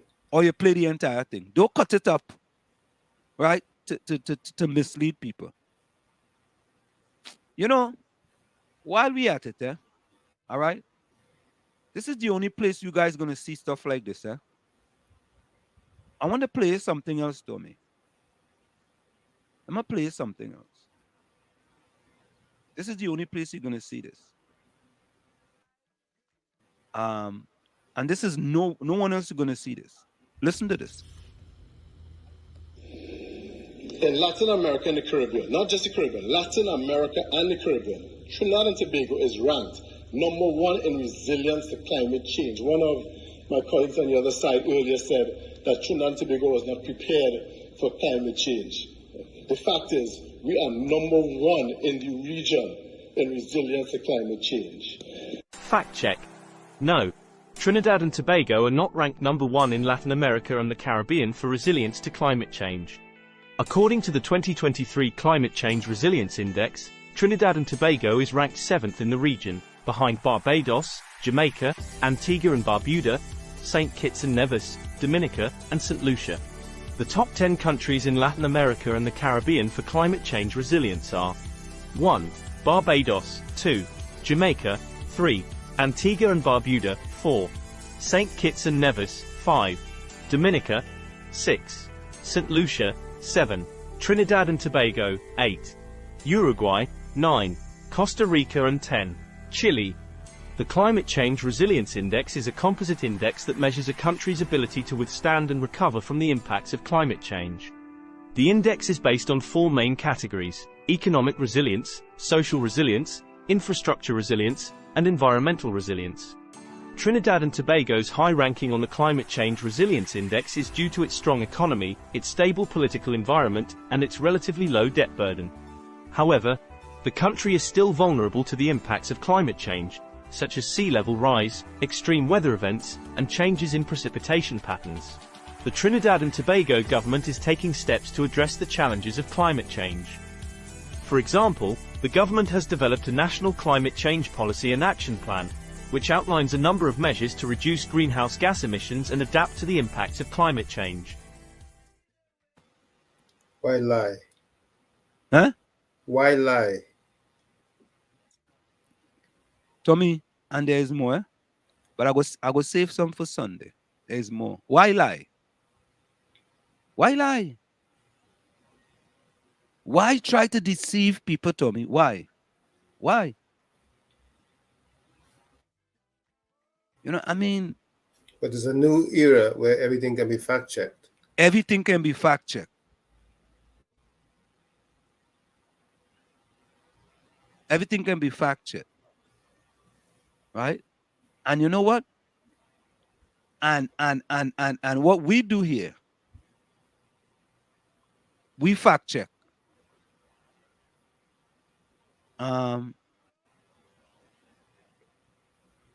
Eileen says, Ansem and Tommy, all you're talking garbage, all you're beating children,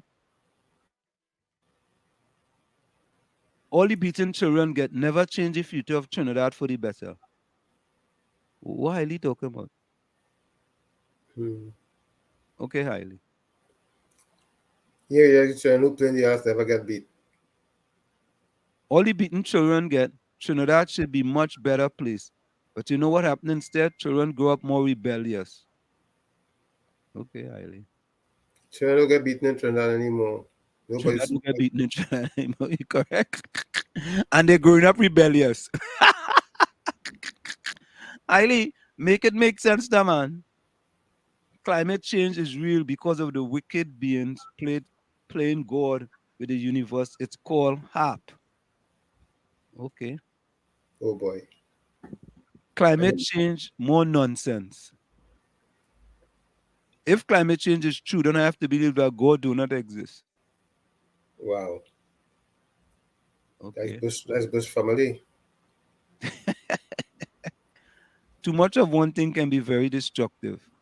Margaret, welcome. Spin doctors when it comes to telling the truth. Tommy. But Tommy, let me ask a question though. I want to ask a question. Tommy, if you're in opposition, won't you have somebody fact checking all these things that people are saying? I'm gonna tell you something. The opposition is a waste of time in this nation that we're talking about. I mean, I'm saying that if a person is in a debate and they're throwing out all these rankings, and you be like, okay, that person Because said you rank that. when I thought about what Gary Aboud had to say, I said if we had a viable opposition, Gary Aboud wouldn't even have to be relevant. You what say? Yeah, I hear you. I hear you. Right? And all of a sudden, that Gary Aboud video is an old video, you know. That's not video from yesterday, you know. Someone said it was 2 years old. Yes, but what happened? We put it back into the space. We put it back into the public space. The Minister of Energy was on I-95.5 on Darian Marcel program. And they're talking about the same thing. On 91.9, the rest of spin doctors on them was trying to spin it with respect to Gary Aboud. But Tommy, it is a simple fact. If somebody's talking lies about the government should take them to court for telling untruth, or the government should take the video and put fake news on it. Or prosecute them prosecute them. Mm-hmm. Prosecute them to the full brunt of the law. Let them feel the wrath of the law. Full 100. But you know what, Tommy? You know what? They can't. There we go. They cannot, because freedom of information, Tommy. Understand? And people in Trinidad, you know, I thought Trinidad was sophisticated, you know, but the sophistication is convenient for your party. You see, and Tommy, we are trying for people to just think. That's Just all. Think. We don't want to bash this one or bash that one.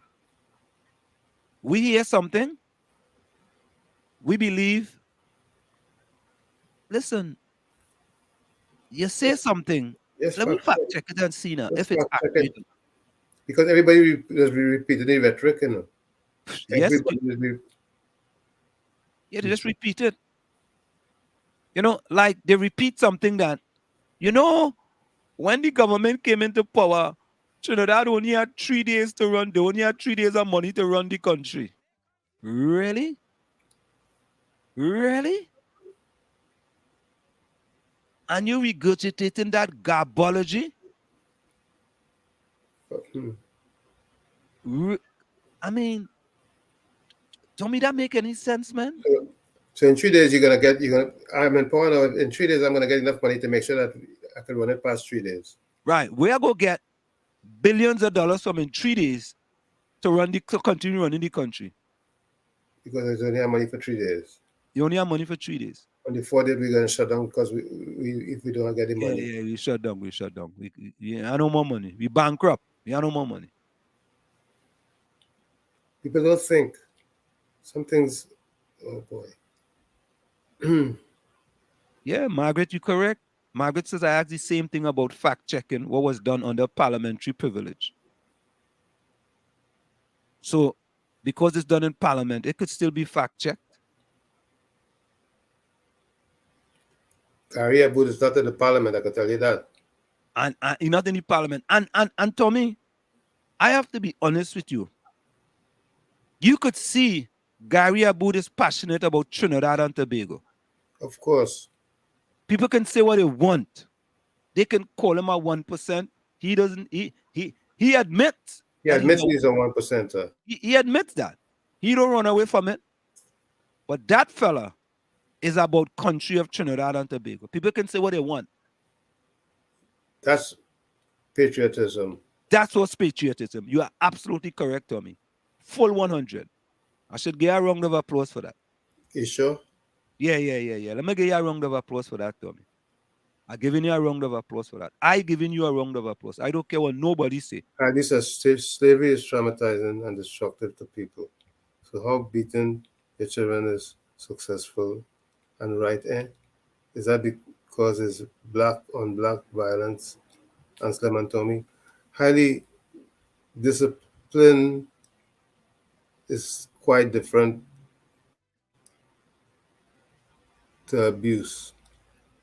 Let me give you a round of applause, Tommy. Hold on.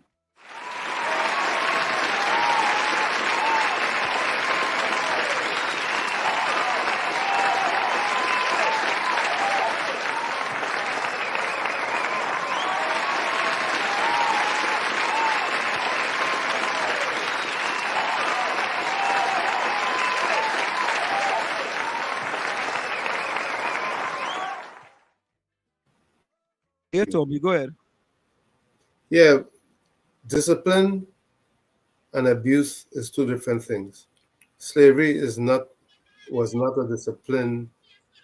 Tommy, hold on a minute. Tommy, go ahead, Tommy. Go ahead. I found the AGC video. Go ahead. I'm gonna play the audio. Go ahead. Yeah. I pretty much made my point. Slavery cannot be compared to disciplining your child. Yeah, I don't know, boy. I did 10% highly. No, that is highly. Slavery is traumatizing and destructive to people. So beating your children is successful and right, Yeah. Because highly, I get licks and I turn out real good, boy. I ain't lying. Right, you weren't traumatized and you weren't abused. Yeah. Maybe if I didn't get them licks, I would be undisciplined. Indisciplined, yeah. Indisciplined. And undisciplined. Both. So Tommy, here is the video. What I think what he was talking about. Let's take a listen to this. I have a little baby boy. I have a baby boy. I train now to go high school, boy. I live here since I'm 15 years, since I'm a child. I'm not seeing the video.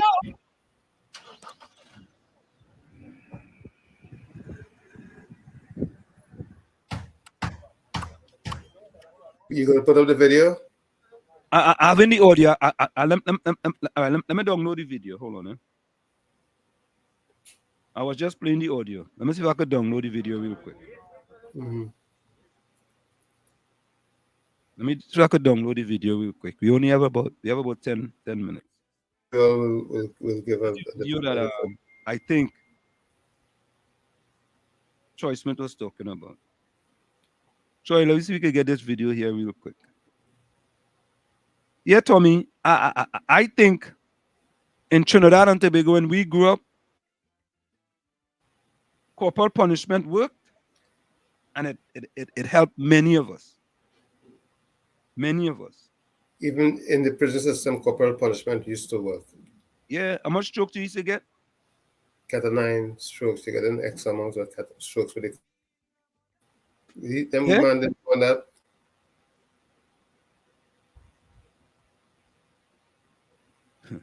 Tommy, look what I write on the screen. Look what you write.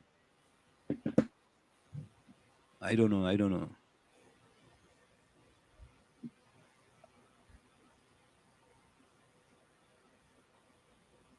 Okay, let me see if I could open this video here. Okay. I have a little baby boy. I have a baby.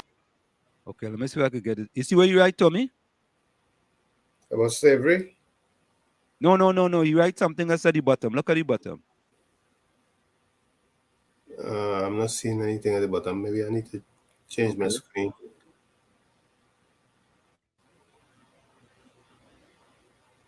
Yeah, I'm just trying to get this video here before we go.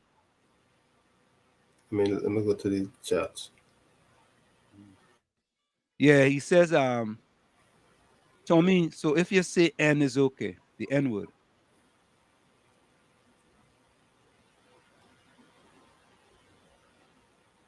How does that?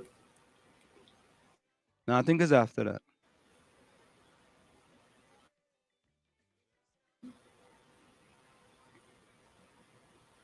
I don't understand how that ties into what we're talking about. I don't know. That's 10% ID. I don't know.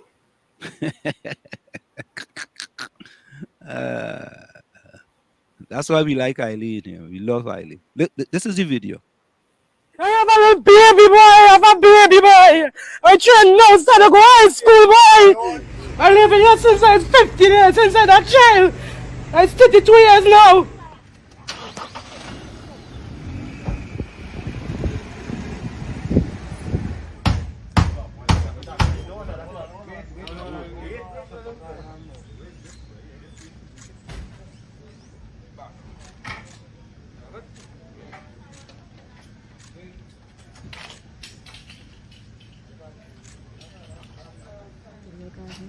Where the Housing Development Corporation.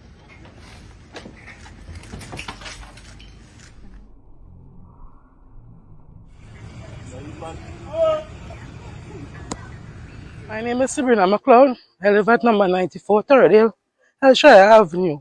I'm a mother of 7. I live at an agency building and I've been evicted because I owe some amount of money to them. Right?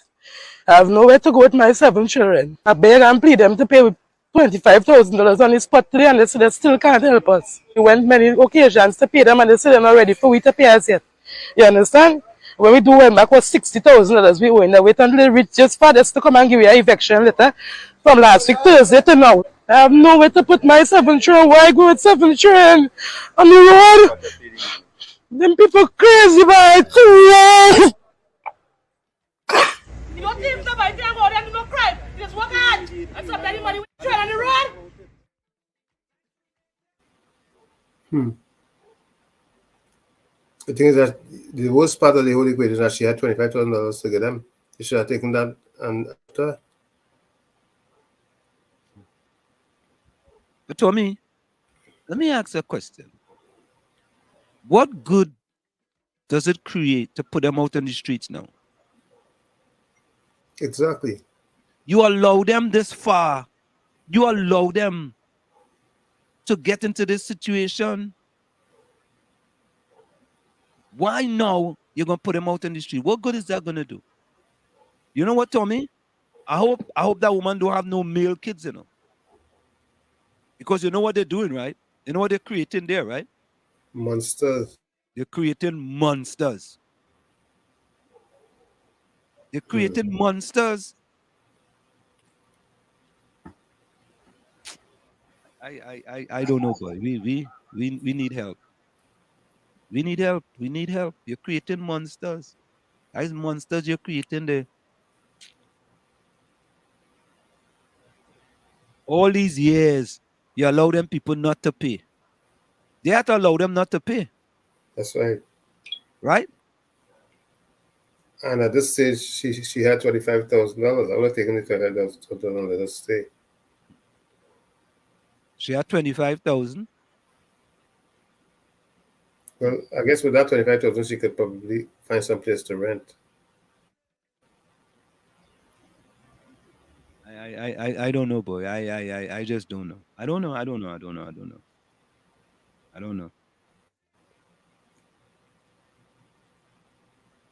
And I wonder where they put in her stuff, boy. Just putting it out on the street. I don't know. And then what? They go rent their house or their apartment or something. Yeah, they're gonna give it to somebody else who's on the list or something. I don't know.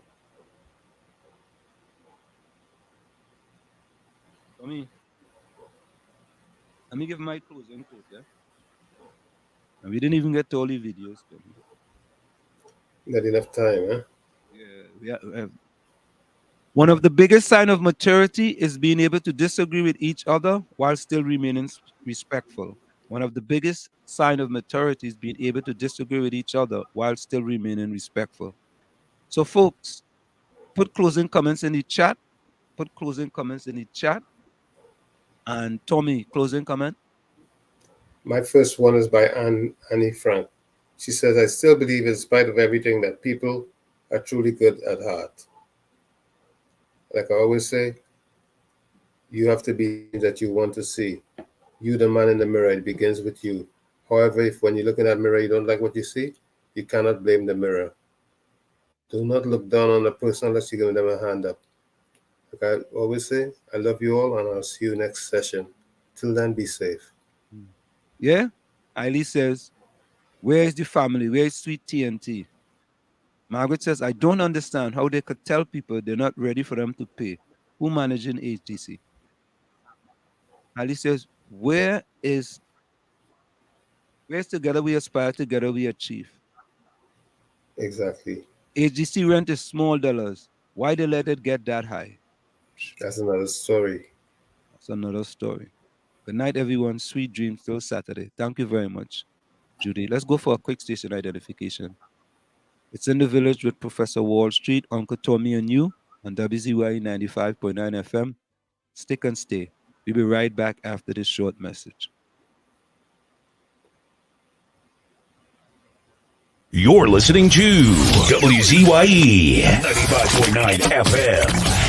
You are listening to WZYE 95.9 FM, the most influential name in Caribbean radio in the tri-state area. Broadcasting from East Orange, New Jersey, the most influential name in Caribbean radio, WZYE 95.9 FM.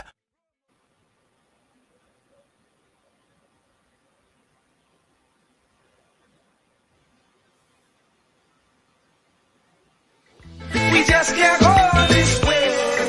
We just can't go this way. Please deliver us today. We just can't go this way. Time to make them oppress us pay.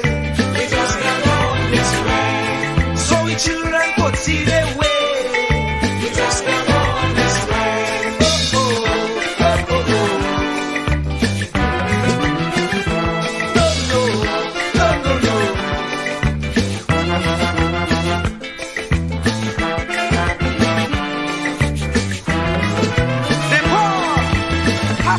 Night and day, for next to nothing pay, so they can't see the way. We don't enjoy equal facility, like Pharaoh and company, brainwashing we say we free. We just can't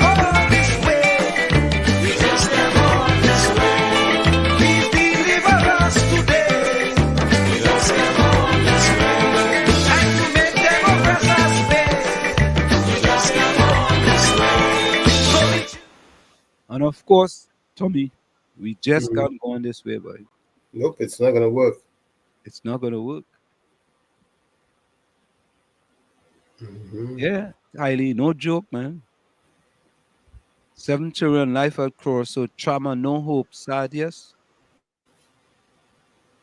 Yeah, that is a good point, you know, Captain Singh. What about squatters right after 16 years? It works only for private citizens, not for government owned. Yeah. yeah. Not for government housing. Suppose they use Chinese workers' walls. Suppose they have used Chinese workers. Yeah, like they did in Tobago. Yep. Tommy boy, I don't know what else to say, boy. You know? Well, they don't say nothing. Just watch. Yeah, I guess we really can't say nothing in truth, boy. I'm telling you. You know? But folks, it's always a pleasure. We see you all on Saturday. You know, take care. Later. Bye-bye. We're going to go out to the explainer. We see you all on Saturday. We just come on this way. Not even thinking that we would realize. And if we criticize, we could be ostracized. We don't know who to trust. That's why I say, Lord, please.